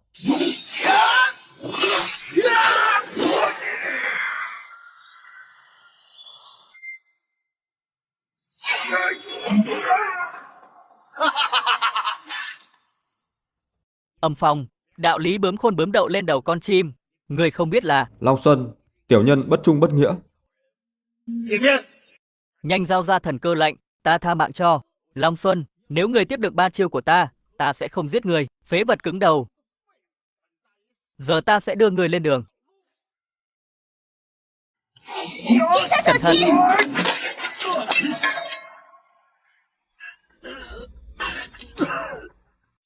Sao có thể nào? Thế là thắng rồi sao? Điện hạ ẩn giấu bao nhiêu sức mạnh? Thậm chí Long Xuân cũng không phải đối thủ. Long Xuân, bản vương hỏi ngươi lần cuối. Đầu hàng hay chết? Ngươi dám động vào ta, toàn bộ võ đường sẽ hỗn loạn. Có lẽ cả thần cơ các cũng bị phá hủy. Thiếu chủ, không thể giết Long Xuân. Diệp Thiên, ngươi. Đường chủ võ đường khi quân phạm thượng, đáng chết. Âm Phong đường chủ có ý kiến gì không? Nguyện nghe theo thiếu chủ phân phó. Phải làm gì nếu có hỗn loạn? Vị trí võ đường này tạm thời do người tiếp quản. Nếu ai phản đối, giết không tha. Nếu muốn thành công, thứ ta cần đó là thuần phục hoàn toàn. Âm Phong, ngươi hiểu không? Thuộc hạ hiểu. Từ giờ trở đi, thuộc hạ nghe theo thiếu chủ, sẵn sàng hy sinh vì thiếu chủ. Được, đứng lên đi. Nhanh tới kinh thành, mang huyết long sâm, giao cho mẫu thân ta. Nếu có sai sót, cả ấn đường không cần tồn tại nữa. Thuộc hạ tuân mệnh. Nhưng còn một điều nữa, Âu Dương Lôi gia chủ tại chi nhánh thần cơ các ở Vân Châu hỏi thông tin của Tam hoàng tử. Âu Dương Lôi này đã để hắn sống quá lâu rồi. Lần sau chọn kiếm nhỏ thôi. Đường đường là thần cơ các, hiệu suất lại kém vậy. Âu Dương gia chủ, bình tĩnh đừng vội. Ta vừa uống một tách cà phê, nên tới trễ, thuộc hạ, tham kiến đại nhân. Đại nhân cuối cùng cũng đến. Chỉ cần cấp cho ta thông tin, muốn gì cũng được. Quả nhiên là Âu Dương gia chủ, thực sự giàu có và quyền lực. Giọng nói này có chút quen thuộc. Hình như ta đã nghe ở đâu rồi. Tam hoàng tử đã đến Vân Châu từ lâu rồi, nhưng vẫn không có dấu vết. Đại nhân hãy cho ta biết nơi ở của Tam hoàng tử. Chuyện nhỏ, chuyện nhỏ. 1 triệu lượng bạc. Lẽ nào là 10 triệu? Đại nhân không nhầm chứ? Hỏi thông tin đắt vậy sao? Đây là thông tin hoàng gia. Lại là hoàng tử, giá này là bình thường. Nếu đại nhân thấy đắt, xin mời về. 10 triệu thì 10 triệu. Có thể tìm ra Tam hoàng tử dù có bỏ bao nhiêu cũng đáng. Tam hoàng tử bây giờ ở đâu? Tam hoàng tử đã rời khỏi Vân Châu. Muốn tìm hắn, sợ là muộn rồi. Thực sự đã rời đi sao? Cũng đúng, nếu Tam hoàng tử còn ở Vân Châu. Tên phế vật Diệp Thiên, sao dám hống hách đến vậy? Có gì khác không? Đại nhân, mong thần cơ các giúp ta giết một người. Ai? Cửu hoàng tử Diệp Thiên. Thú vị, có người thuê tự giết chính mình. Được thôi, nhưng lần này ta muốn. Được rồi, chỉ 10 triệu thôi. Chỉ cần ngươi hành động, có làm 10 rách cũng được. Điều ta muốn lần này là toàn bộ gia sản của Âu Dương gia. Cái gì? Ngươi đang đùa ta à? Giết hoàng tử là đại tội chu di cửu tộc. Lấy gia sản của ngươi cũng không quá đáng. Sao không cướp luôn đi? Việc này khác gì giết ta. Vẫn câu nói đó, nếu thấy đắt, xin mời về. Không ngờ, thần cơ các tống tiền cỡ này ép khách hàng đến vậy sao? Đáng chết. Dám vu khống thần cơ các, muốn chết. Âu Dương Lôi, ngươi tự hỏi lòng, ngươi có chút tiền sạch nào không? Ngươi dựa vào thái tử, thành lập bè phái cấu kết ngoại quốc để tư lợi. Tất cả tiền của ngươi là máu và nước mắt ở biên giới. Ngươi còn mặt mũi ở đây nói không biết ngượng mồm sao? Ngươi là ai? Sao ngươi biết chuyện này? Ngươi muốn giết ta, còn không biết ta là ai?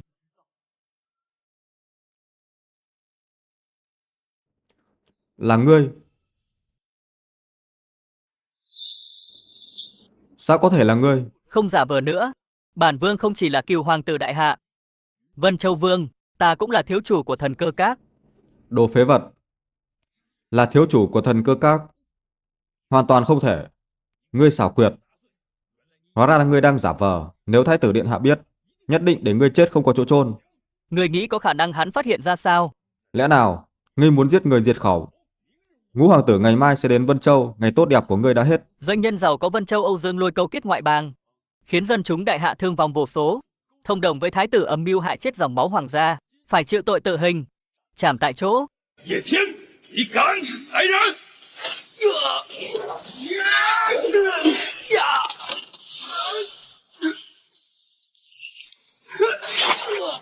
老了个腿儿。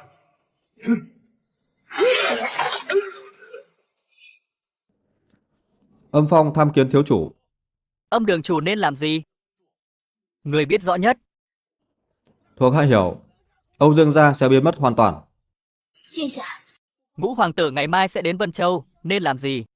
Chỉ là tép diêu, một búng là xong. Thiếu chủ thật quyết đoán. Nhất định sẽ thành đại sự. Lần này nhờ có Diệp Thiên. Nếu không có hắn, chắc nô thì không còn được gặp công chúa nữa. Ta muốn gặp phụ hoàng, vạch trần bộ mặt lang sói của đại tế tự. Công chúa, đây không lúc. Thân thể người còn yếu. Phụ hoàng ta quá tin tưởng hắn. Nếu như không sớm biết bộ mặt của hắn, sợ sẽ có chuyện. Nếu cô không sợ chết, có thể về bất cứ lúc nào. Diệp Thiên, ngươi đừng nghĩ đã cứu ta. Ngươi có thể tùy tiện chỉ tay. Cô thích đi lúc nào cũng được. Nhưng hãy nghĩ cho kỹ. Cô quay về, có giúp ích gì cho thế cục Lâu Lan được không? Mai Lisa, sinh ra ở Lâu Lan, chết cũng ở Lâu Lan, lớn lên ở Lâu Lan, chết cũng ở Lâu Lan, chứ không phải ở Đại Hạ. Thật là một nữ nhân không kém cạnh nam nhân. Mai Lisa, bản vương ngày càng có hứng thú với cô hơn. 3 ngày sau, bản vương sẽ đích thân tiễn cô, nhưng trước đó, bản vương có việc cần làm, ta cần thảo luận vấn đề này với cô. Nói đi, người muốn nói gì? Người muốn làm gì? Định đục nước béo có à? Định đục nước béo có à? Vậy thì sao? Tên háo sắc, không biết vô sỉ.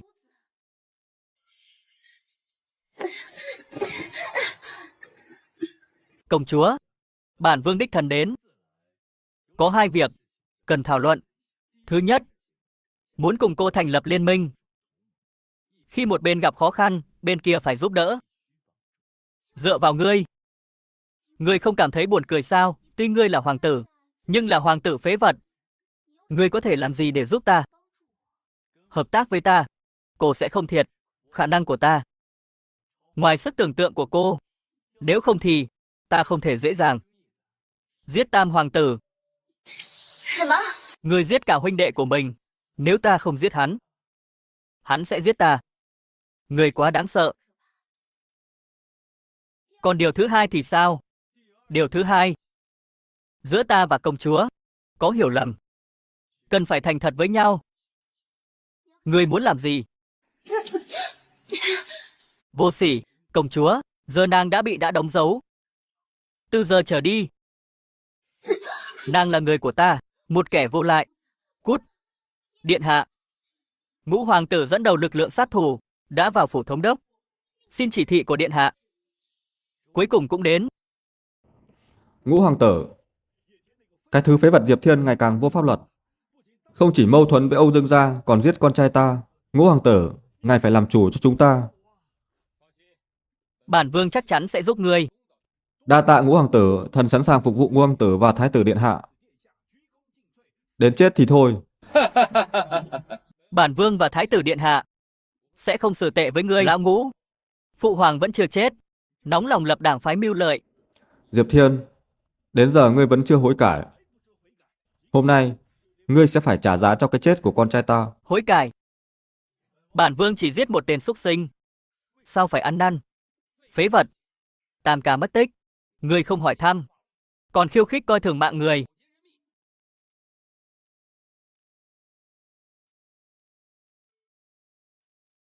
Diệp Thiên, ngươi đang khiêu khích bản vương. Khiêu khích?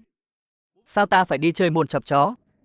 Mợ nó, sao dám sỉ nhục ngũ hoàng tử? Tên bất trung bất hiếu ngươi, nên dùng gậy đánh chết, vứt ra nghĩa địa cho chó ăn.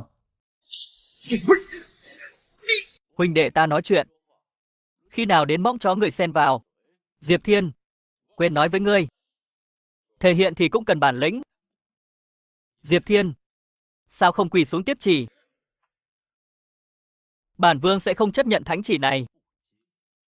Người dám kháng chỉ, bổn vương sẽ trị người tội bất kính. Cứ tự nhiên. Phùng Thiên Thừa Vận, hoàng đế chiêu viết, cựu hoàng tử Diệp Thiên hành động liều lĩnh ở Vân Châu, đến nỗi tam hoàng tử biến mất, giờ ra lệnh Diệp Thiên giao tam hoàng tử trong vòng 7 ngày. Nếu không thì giết không tha. Ta đã nghĩ, người có thể chụp cho ta tội tạo phản. Có vẻ ta đã đánh giá quá cao người. Giao tam hoàng tử, nếu không ta xử người ngay tại chỗ.来人，是。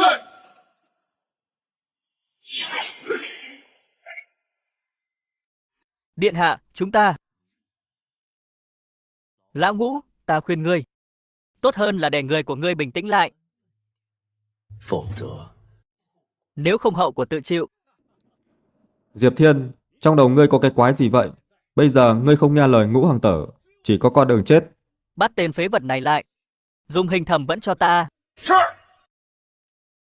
Cựu hoàng tử, đắc tội rồi. Dừng lại cho ta. Ngũ hoàng tử. Diệp Thiên, ta bảo kê. Chuyện gì đây? Tô đại tiểu thư, vẫn khỏe chứ? Ta cũng không muốn vậy. Chỉ cần hắn giao tam hoàng tử, ta có thể để hắn rời đi. Dù ngoại hình ngươi xấu, nhưng cách nghĩ khá hay. Diệp Thiên, ngươi im đi. Nếu không phải do ta tử hôn trước, ta cũng không thèm quan tâm đến ngươi. Ngoan giao tam hoàng tử ra, bổn cô nương sẽ bảo vệ ngươi. Tam hoàng tử ở ngoài, sao không đi tìm hắn? Sao có thể, nếu tam hoàng tử ở ngoài, sao Bạch Vô Âm Tín thành cô hồn rồi? Cái gì, ngươi đã giết tam hoàng tử? Hắn không chỉ đầu độc ta, còn muốn cưỡng ái phi của ta.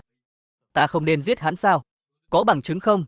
Đồ quái vật, ngay cả huynh đệ cũng giết, người máu lạnh đến vậy sao? Âu Dương Lôi, cấu kết ngoại bang, bí mật bán vũ khí.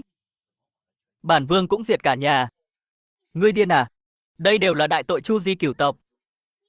Đáng chết, Diệp Thiên, ngươi muốn tạo phản à? Đầu tiên là hại chết Tam hoàng tử, rồi đến Âu Dương gia, tội của ngươi. Chết vạn lần cũng không đủ. Bắt tên phản loạn này lại. Giết tại chỗ. Tế linh hồn Tam hoàng tử. Đợi đã, ta cảm thấy trong chuyện này có hiểu lầm. Diệp Thiên làm sao giết được Tam hoàng tử? Làm sao để thảm sát Âu Dương gia? Hiểu lầm cái gì nữa? Hắn đã thừa nhận rồi. Giết hoàng tử. Làm loạn biên cương. Loại phế vật này. Đáng chết vạn lần, lão Ngũ. Giờ ta đã nói tất cả. Ngươi đoán tiếp theo. Ta sẽ làm gì? Bất kể ngươi làm gì, cũng chỉ có chết. Vậy sao?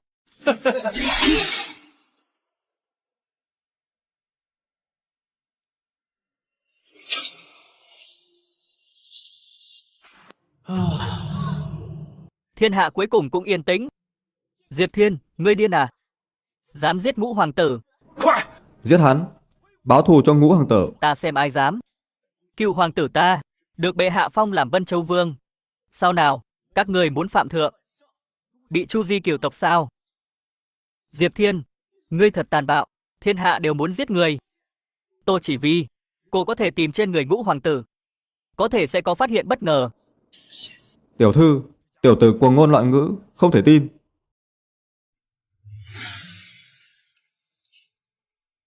Tô tiểu thư, đọc to lên, để cho các tướng sĩ nghe. 判下， Hắn có đáng chết không? 老五， Chuyến đi này tới Vân Châu, cùng thống đốc Vân Châu, phối hợp thủ tiêu Cửu hoàng tử. Nếu gặp con gái của Trấn Quốc công, Tô Chỉ Vi, nếu không thể thành người của ta, giết cô ta và đổ lỗi cho Lâu Lan, nếu cần thì tàn sát toàn bộ Vân Châu. Thấy chữ như thấy người. Thái tử Diệp Hằng chấp bút. Sao lại thế này?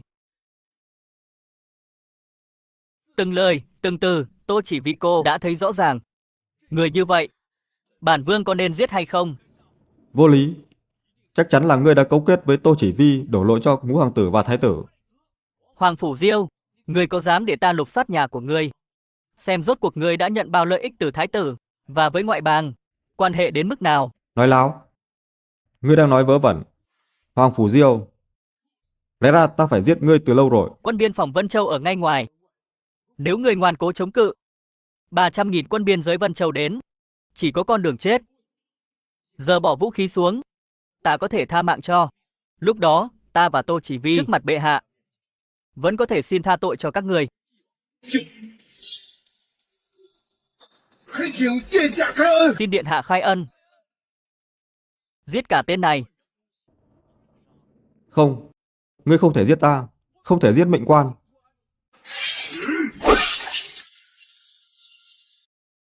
Dọn dẹp nơi này đi.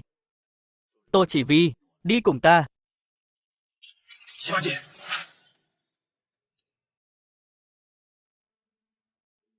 Diệp Thiên, ngươi thật giỏi giả vờ.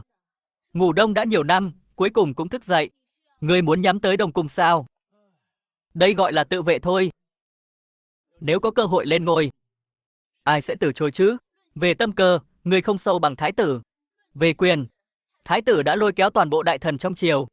Ngươi dùng gì để đấu? Ngươi đã giết 2 hoàng tử. Chuyện này bị lộ, ngươi chỉ có con đường chết. Vậy nên, ta muốn hỏi Tô tiểu thư, cô chọn thái tử hay là ta? Nếu ta không chọn ngươi, có phải hôm nay ta không thể rời đi? Yên tâm, ta sẽ không ép buộc cô. Kể cả cô có quay về kể tội với bệ hạ chuyện bản vương đã làm, bản vương tuyệt đối không làm gì cô. Điện hạ, không thể được. Nàng cảm thấy một cô gái tài năng, có tầm nhìn chiến sự, lại không nhìn ra được gì. Khi gặp lần đầu, lẽ nào không nhận ra Tam hoàng tử đã chết? Từ lần gặp đầu tiên, cô đã cố gắng giúp ta, làm như Tam hoàng tử chưa chết. Thậm chí, để cứu mạng ta, không ngần ngại hủy hôn. Để thoát khỏi tầm mắt thái tử, dường như mẫu thân ta đã đưa ra điều kiện rất tốt. Cửu hoàng tử của thực rất thông minh. Tần Phi đã đến gặp ta. Ta vẫn còn do dự, cho đến khi ngươi thoát chết và trở về, ta mới quyết. Vụ làm ăn này có thể tiếp tục thương lượng. Rốt cuộc mẫu thân ta đưa ra điều kiện gì? Trần Quốc Công dưới một người trên vạn người. Không cần tham gia vào việc hoàng tử tranh đấu. Không phải chỉ mình ngươi, ta không hiểu. Mẫu thân ngươi mê người tới mức nào? Rất nhiều người điên cuồng chết vì bà ấy, còn vì bà ấy từ bỏ cả thiên hạ. Có nhầm gì không? Vậy mà lại hít chúng đưa ra mưa của mẫu thân. Quay lại việc chính, giờ hoàng đế bệnh trọng, sẽ chết bất cứ lúc nào. Thái tử lên nắm quyền, người sẽ chết. Bản vương có kế của mình. Điện hạ, không hay rồi. Mai Lisa nhận được tin từ Lâu Lan. Đại kế tự của Lâu Lan nổi loạn. Cô ấy cũng tỷ nữ đã rời khỏi Vân Châu. Nữ nhân này sao lại về lúc này? Quay về chỉ có đường chết, chuẩn bị ngựa, ta đi cứu cô ấy. Bẩm thiếu chủ, tin từ cung, hoàng đế bệnh nặng, mời tất cả hoàng tử hồi cung. Cái gì? Thái tử hành động nhanh vậy. Điện hạ, giờ chúng ta hãy về kinh. Không, nếu chúng ta quay về bây giờ, thái tử sẽ phục kích trên đường. Chúng ta sẽ rơi vào bẫy của hắn. Bản vương có gì phải sợ.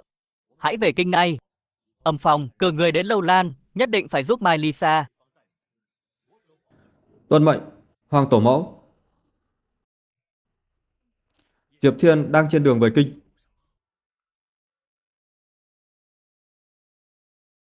Hắn vẫn còn sống.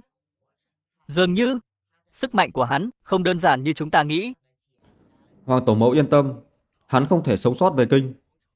Trên đường đầy cao thủ của chúng ta. Nếu hắn dám về, chỉ có con đường chết.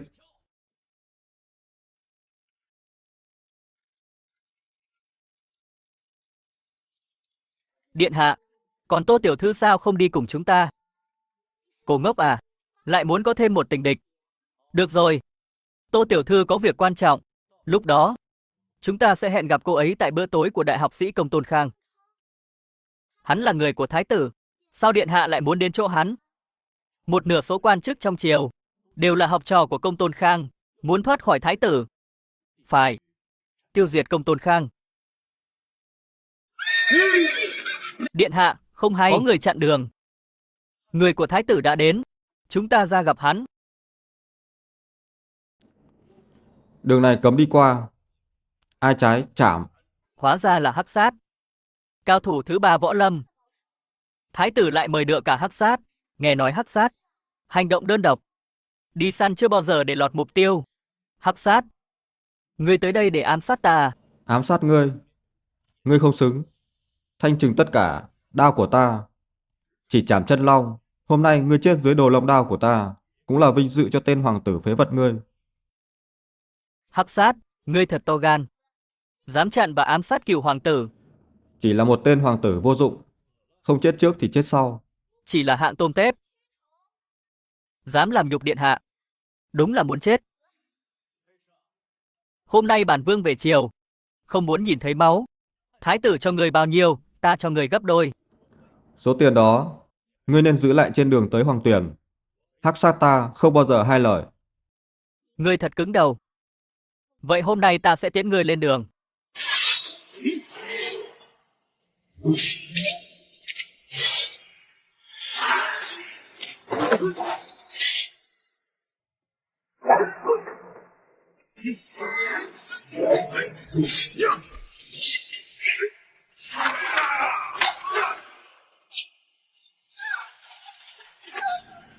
Đồ phế vật, sao ngươi dám dính vào Hoàng Quyền? Diệp Thiên, đến lượt ngươi.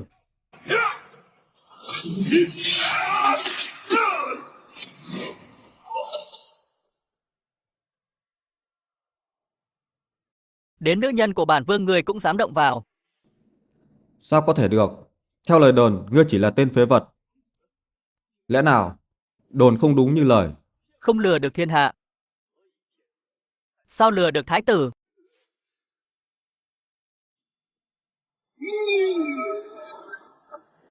Thiếu chủ, có tin mật giao đến thiếu chủ.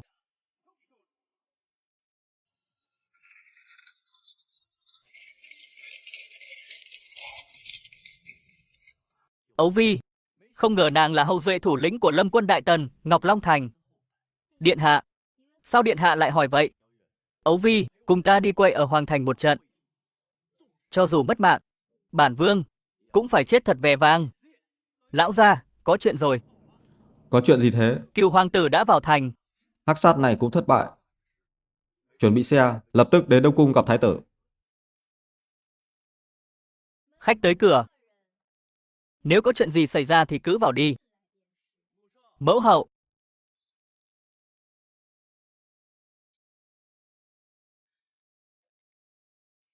Sao thiên hạ có phụ nữ xinh đẹp vậy? Chẳng trách bao anh hùng hào kiệt xin quỳ dưới chân. Thiên Nhi.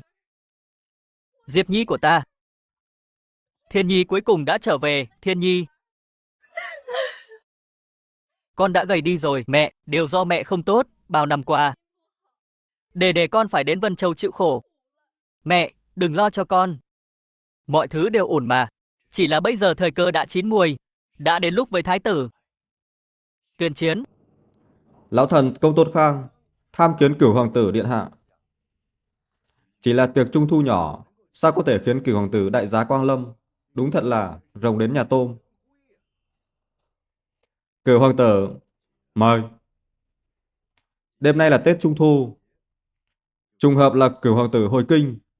Đi đường mệt mỏi, lão phu đã đặc biệt chuẩn bị bữa tiệc này, tiếp đái chưa chu đáo, mong rằng Cửu hoàng tử không trách. Công tôn đại nhân, có lòng rồi. 请皇子殿下。 Lão thần Tô định vị. Tham kiến Cửu hoàng tử, Tô đại tướng, miễn lễ. Mọi người xin mời ngồi.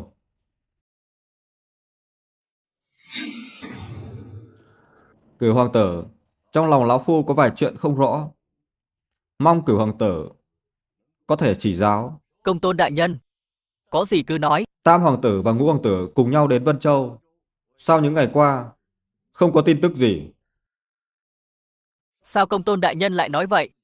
Lẽ nào Tam hoàng tử và Ngũ hoàng tử mất tích có liên quan đến Cửu hoàng tử sao? Tất nhiên là ta không dám. Chỉ có điều, ở Vân Châu, thống đốc mất liên lạc. Tam hoàng tử và Ngũ hoàng tử mất tích bí ẩn. Gia tộc lớn nhất ở Vân Châu, Âu Dương gia bị thảm sát. Và Cửu hoàng tử này vẫn bình yên vô sự. Thật sự khiến người ta khó hiểu. Có lẽ bản vương mạng lớn. Hay cho câu mạng lớn. Diệp Thiên, mọi bước đi của ngươi ở Vân Châu đều trong tầm mắt của lão phu. Ngươi nghĩ ngươi có thể che giấu sự thật sao? Ngươi nói xem, Cuồng Đao. Cái gì?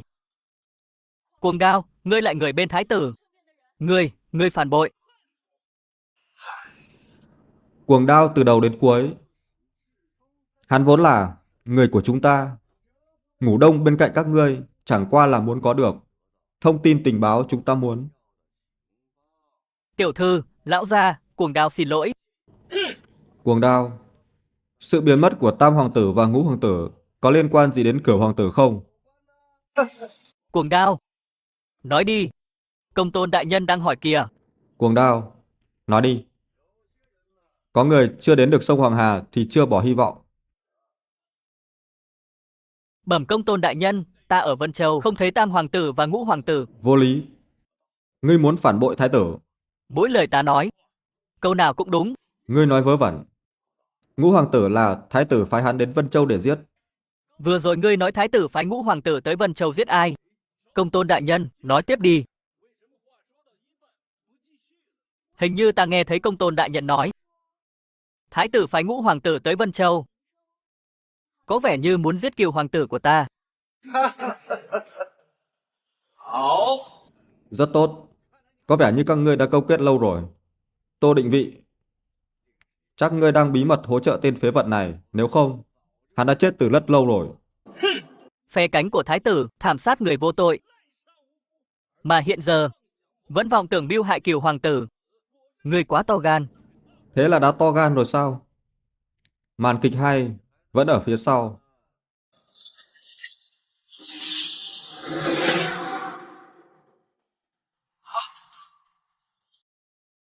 Các ngươi. Công tôn đại nhân, ngươi nghĩ tối nay bản vương đến không có chuẩn bị gì sao? Vậy nếu ngươi đã chuẩn bị thì sao? Ngươi có thể đánh bại 3.000 Ngọc Long quân bên ngoài. Tô định vị, ngươi không chọn thái tử. Đây là sai lầm lớn nhất trong đời ngươi. Công tôn Khang, ngươi thật to gan. Ngươi làm vậy không sợ một ngày đến tai bệ hạ sao?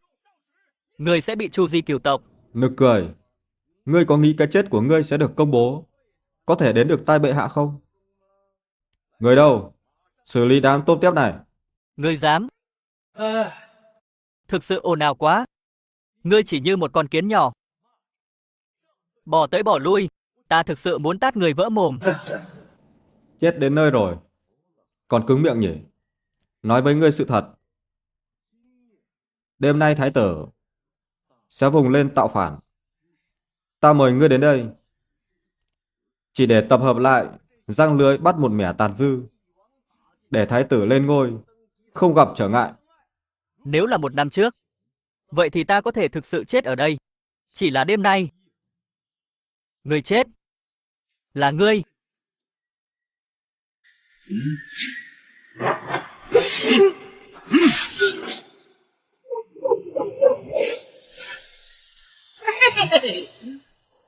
Bách quỷ, tham kiến thiếu chủ. Cuồng đao là giả. Công tôn đại nhân, sự ngạc nhiên này, ngươi có hài lòng không? Đến thuộc hạ của mình còn không nhận ra. Ngươi có thấy mình ngốc không? Diệp Thiên, ngươi đã biết cuồng đao là người của thái tử, sao không nói với ta? Không nói. Mới câu được cá lớn. Tiếc rằng bây giờ hiểu ra đã quá muộn. Toàn bộ đã bị bao vây.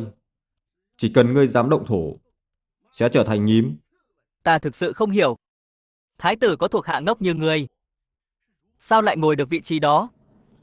Được. Bản quan lập tức tiến ngươi về với Diêm Vương.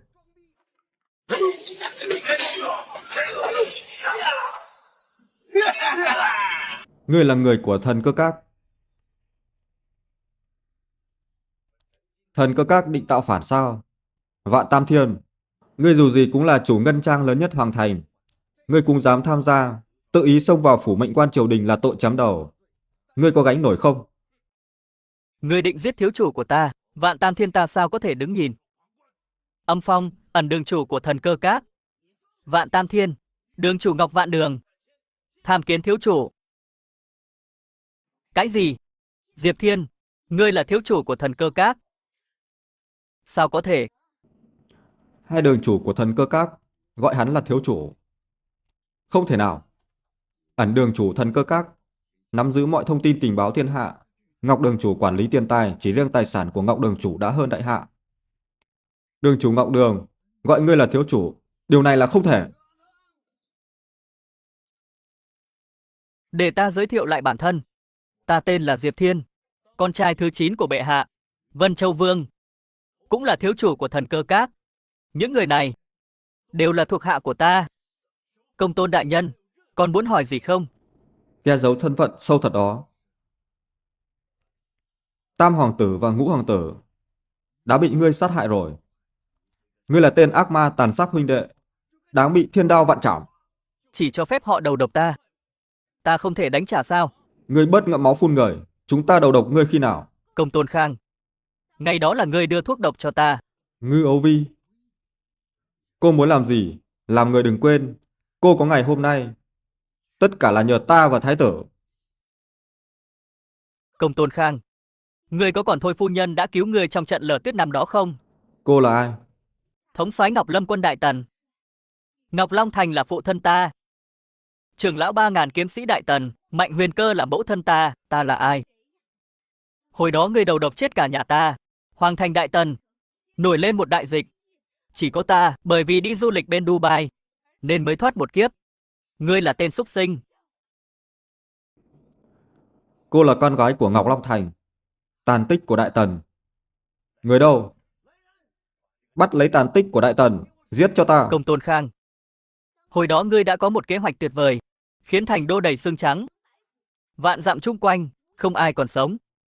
Làm cho quân Tần liên tục rút lui. Binh bại như núi đổ.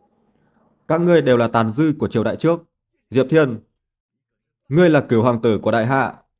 Ngươi cũng định tạo phản à? Tạo phản? Công tôn Khang, mở mắt chó ra nhìn xem. Miền Bắc hạn hán nghiêm trọng, nạn dân bán con lấy đồ ăn. Miền Nam lũ lụt, khiến họ phải tha hương. Một thái tử và bệ hạ thế này, có đáng để ta tận trung không? Các ngươi là tàn dư của triều đại trước. Loạn thần tặc tử, Tô Định Vị, ngươi còn đứng đó làm gì? Nhanh lên, nhanh loại bỏ bọn loạn thần tặc tử, giết tất cả chúng. Ta nhổ vào. Đám người các ngươi đủ trình để dạy lão phu làm việc sao? Không thấy Cửu hoàng tử điện hạ vừa mới nói gì sao? Thái tử và bệ hạ thế này. Không có cũng được. Giỏi. Đám loạn thần tặc tử các ngươi. Đêm nay là lúc thái tử trở nên mạnh mẽ hơn. Các ngươi chờ bị chu di cửu tục cả đi. Hay cho câu chu di cửu tộc. Nếu đã như vậy, Ấu Vi cô nương, làm phiên cô, tiễn đại học sĩ Công Tôn Khang lên đường. Không thể giết ta, cô không thể giết ta. Ngư Ấu Vi, Cửu hoàng tử, Diệp Thiên. Ngư Ấu Vi, không thể giết ta. Ngư Ấu Vi, cô không thể giết ta, không thể.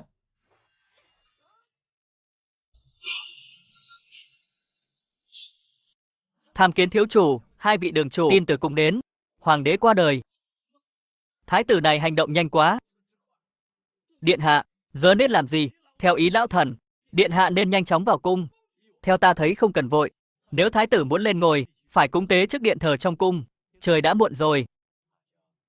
Mọi người về nghỉ ngơi sớm. Chỉ vì còn cảm thấy Diệp Thiên này tương lai có thể thành hoàng đế tốt không? Phụ thân còn tin hắn nằm chờ nhiều năm, bị coi thường đều chịu được. Tâm tính của hắn vượt xa người thường. Phụ thân tự nhiên tin tưởng con mắt nhìn người của con. hảo， Vậy thì lần này chúng ta tỉ hứng một lần.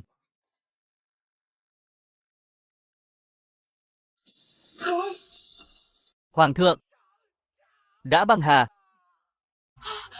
皇上，皇上，恒儿， Ngươi không thể đợi dù chỉ một lát sao? Sao ngươi nóng vội thế? 母后10年了， Con đợi quá lâu rồi. Bây giờ cả đại hạ đầy vết loét. Lẽ nào phải đợi tới thiên hạ đại loạn mới lên làm hoàng đế sao? Chuyện này một khi truyền ra, đó là tội chặt đầu. Vậy thì sao? Phụ hoàng đã chết.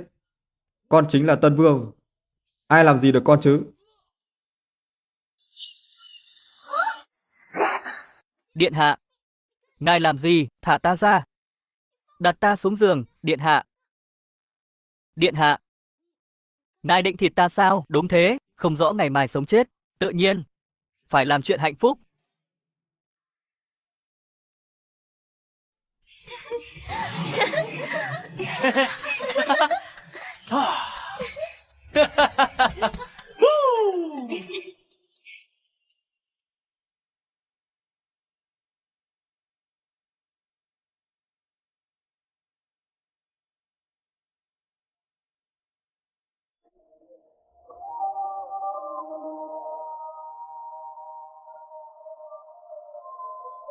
Điện hạ, xin lỗi.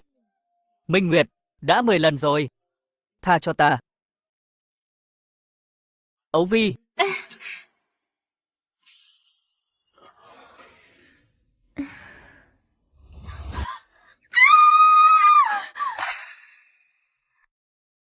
Bệ hạ, đêm qua đã băng hà.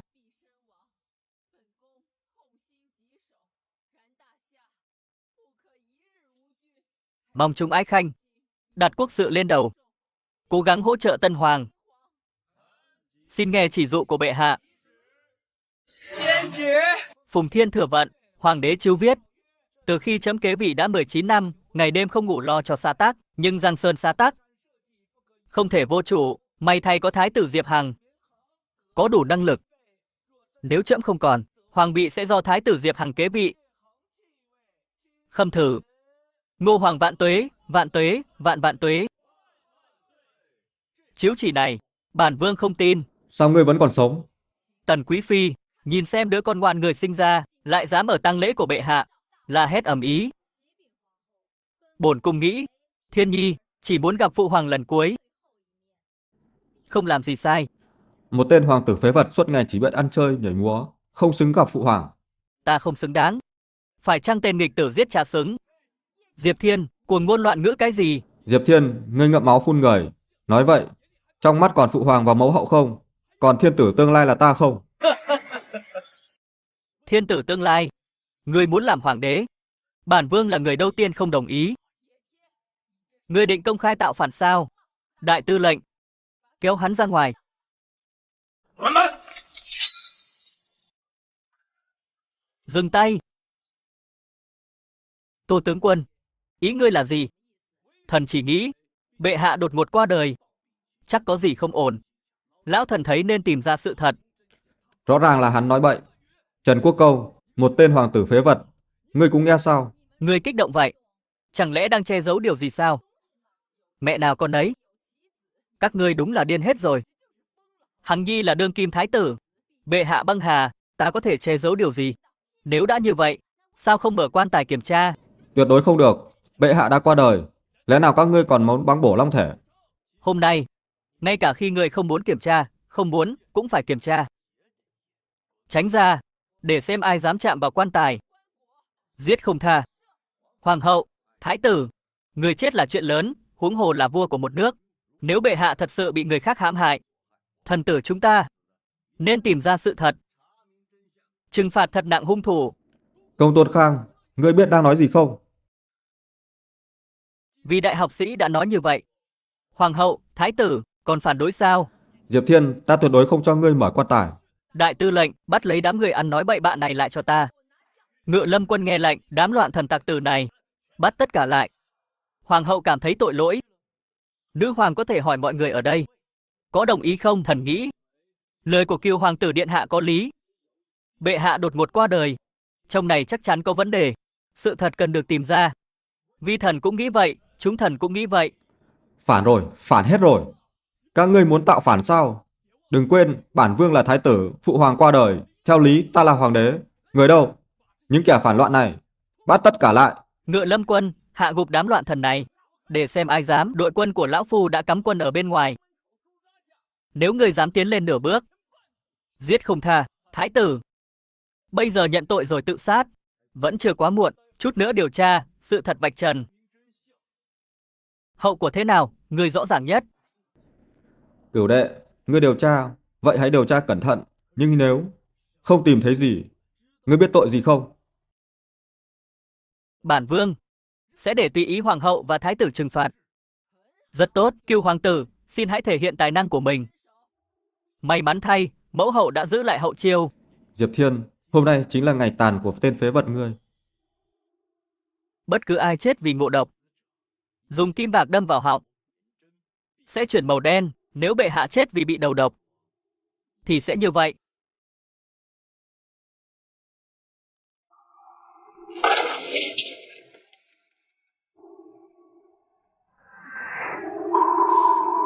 Sao có thể? Diệp Thiên, ngươi thấy chưa? Phụ hoàng không bị hạ độc. Tất cả lời ngươi nói là giáng họa, đổ lỗi cho bản vương. Người đâu? Bắt lấy Cửu hoàng tử ra vào thiên lao. Chờ đã, mọi người đừng để bị lừa. Người trong quan tài không phải hoàng thượng. Diệp Thiên, ngươi gây rối đủ chưa? Trước thì nói phụ hoàng bị hạ độc đòi mở quan tài, giờ lại nói người trong quan tài không phải là phụ hoàng. Ngươi có ý định gì? Ngăn hắn lại.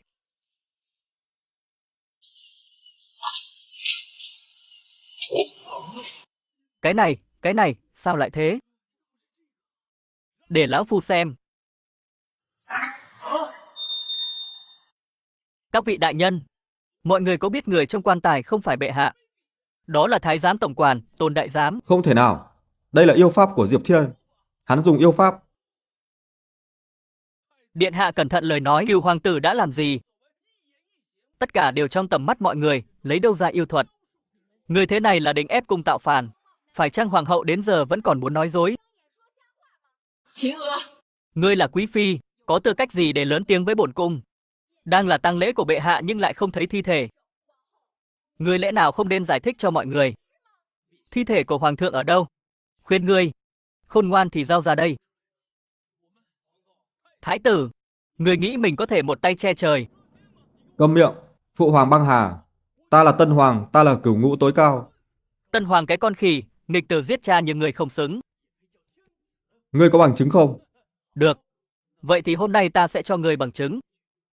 Công Tôn Khang, mang món đồ, lục soát được ở vương phủ, lấy ra đây cho hắn xem. Vâng, thiếu chủ. Công Tôn Khang, ngươi không muốn sống à? Đừng quên, ngươi đã lên kế hoạch này. Thái tử điện hạ, nhìn xem ta có phải là công tôn khang không? Không thể nào. Nhìn xem ta có phải công tôn khang của người không? Sao có thể? Thái tử, cần bản vương lấy mật thư của ngươi gửi cho công tôn khang. Đọc cho mọi người. Thái tử điện hạ, việc đến nước này, ngươi còn gì để nói? Còn không nhanh đầu hàng. Không sai, ta giết đó. Thế thì sao? Thiên hạ là thiên hạ của đại hạ. Ngoại trừ Diệp ra không ai có thể thay thế. Ngự Lâm quân, Có. tử hình đám loạn thần tặc tử này. Bản vương sẽ lên ngai vàng. Ngự Lâm quân nghe lệnh, khống chết hết đám loạn thần này. Ngươi định làm gì? Thái tử, ngươi nghĩ người của bổn soái đều ăn chay cả sao? Đợi quân của ngươi đến, các ngươi thành thi thể rồi. Phụ hoàng qua đời, ta là tân hoàng, ta là cửu ngũ chí tôn. Hoàng thượng giá đáo.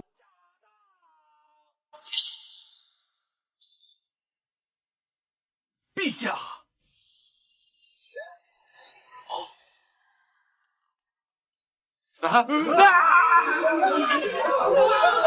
Có quỷ, có quỷ. 皇上， Ồn ào cái gì? Bệ hạ. Dường như ta đã đánh giá thấp vị hoàng đế này. Phụ hoàng, người nghĩ Nhi thần không muốn dưỡng già cho người sao? Nhi thần đã ngồi trên ngôi vị thái tử 10 năm rồi. Con đã chờ đợi quá lâu rồi. Hãy nhường ngai vàng cho con đi. Nghịch tử, người đâu? Giam tên nghịch tử này vào thiên lao. Sang thu trảm, bệ hạ. Đừng mà. Hằng nhi dù sao nó cũng là máu thịt của người. Hay cho cốt nhục, khi hắn ám sát phụ hoàng.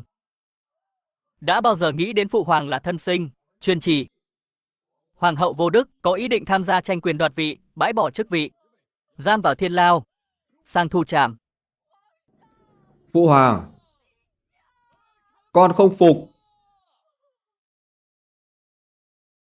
Tất cả các ngươi có tò mò không? Sao trẫm vẫn chưa chết? Trẫm không còn sống lâu. Dùng thế thân giả chết. Trẫm muốn thấy phản ứng của các hoàng tử để chọn được một vị vua anh minh. Thật đáng tiếc. Diệp Thiên, người nói đi, Tam ca và Ngũ ca là ngươi hại chết. Đúng, tại sao? Chúng là huynh đệ ruột của ngươi, sao ngươi làm vậy? Không giết chúng thì bị chúng giết, làm vậy có sai không? Chỉ cho phép họ đầu độc ta không thể đánh trả sao?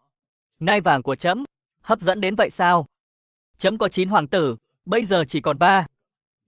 Các người, đại học sĩ Công Tôn Khang, Hoàng Phủ Diêu, Thống đốc Vân Châu đều là người giết. Còn giả vờ lâu như vậy để giành lấy ngai vàng của trẫm. Nhìn xem, thiên hạ có còn là thiên hạ nữa không? Giờ đại hạ, thiên tai liên miên. Miền Bắc hạn hán, miền Nam lũ lụt. Bách tính bán con lấy cái ăn, không có nơi trở về. Trong lòng người không thấy áy náy. Nghịch tử, người đâu? Bắt tên nghịch tử, giam vào thiên lao. Bệ hạ, không làm vậy được. Phụ hoàng, sợ là hôm nay họ không nghe đâu. Diệp Thiên, ý ngươi là gì? Ngọc Đường chủ thần cơ các, Vạn Tam Thiên, tham kiến thiếu chủ. Cho đến bây giờ, ngươi cảm thấy có cơ hội thắng không? Không thể ngờ, ngươi là tàn dư triều đại trước, thiếu chủ của thần cơ các. Vậy nàng, không sai, ta là chủ nhân của thần cơ các. Phản rồi, phản hết rồi. Bắt đám loạn thần tặc tử, giết hết cho ta. Bệ hạ, xin hãy nghe lời khuyên của lão thần. Đã đến lúc người nên về chăm sóc bản thân. Cái lão già này, chẳng lẽ ngươi cũng muốn phản? Nữ chiến thần Tô Chỉ Vi, đại diện cho Tô gia và các học giả Tô gia, ủng hộ Cửu hoàng tử lên ngôi xưng đế. Tô Chỉ Vi, cô có biết mình đang làm gì không? Bệ hạ từng ban hôn cho tiểu nữ, kết hôn với Cửu hoàng tử. Tất nhiên ta phải ủng hộ phu quân ta. Chấm không quản lý tốt thiên hạ. Tiểu tử ngươi, có thể sao? Chấm không tin, chấm không tin. Có gì mà không tin? Thần cơ các có Ngọc Đường chủ, tiên tài hiện giờ, gấp chục lần quốc khố, có thể dập tắt mọi tai họa ở đại hạ. Ẩn đường chủ nắm bắt mọi thông tin, tham quan không còn chỗ ẩn náu. Ai ai cũng là cao thủ. Bản vương tự tin có thể tạo ra thời đại thịnh vượng, kẻ địch nào cũng có thể tiêu diệt. Người tin không? Thần xin bệ hạ, hãy nghĩ đến người dân thiên hạ. Bây giờ họ đang ở tình thế khó khăn. Bệ hạ, lẽ nào ngài cứ mở mắt nhìn thiên hạ hỗn loạn? Xin bệ hạ, để Cửu hoàng tử lên ngôi. Xin bệ hạ hãy thoái vị. Khẩn cầu bệ hạ hãy thoái vị. Thần chân thành thỉnh cầu bệ hạ thoái vị để cửu hoàng tử lên ngôi. Các người muốn ép cung tạo phản sao? Đã đến lúc này rồi, người còn muốn dương mắt lên nhìn thiên hạ hỗn loạn, bị quốc gia khác bắt nạt, mới cam tâm sao? Tần Á, trẫm hỏi nàng một câu, hắn có phải cốt nhục của trẫm không? Bệ hạ, Tần Á có lỗi, lẽ nào trẫm không bằng hắn sao? Có phải trẫm đối xử không tốt với nàng? Nàng nói đi. Phản rồi, phản hết rồi. Các người ép trẫm nhường ngôi cho Tàn Dư triều đại trước, để hắn thừa kế ngai vàng của trẫm. Chuyện này sao trẫm có thể đồng ý được? Liệu đại hạ có đồng ý không? Công chúa Lâu Lan giá đáo. Chuyện đó thế nào rồi? Sao cô ấy lại đến? Ta là Mai Lisa, hoàng đế Lâu Lan. Ta đại diện cho Lâu Lan ủng hộ cửu hoàng tử lên ngôi. Lâu Lan sẵn sàng đầu hàng. Không thể nào. Sao Lâu Lan ngươi lại đầu hàng đó? Không thể nào, không thể nào. Diệp Thiên, ngươi không làm ta thất vọng, giúp ta dẹp loạn Lâu Lan, làm tốt này. Ta không có gì để trả. Nguyện dùng Giang Sơn vạn dặm làm sinh lễ, chính mình là người mai mối, gả cho ngươi, làm thê tử ngươi. Có đồng ý không? 我答应。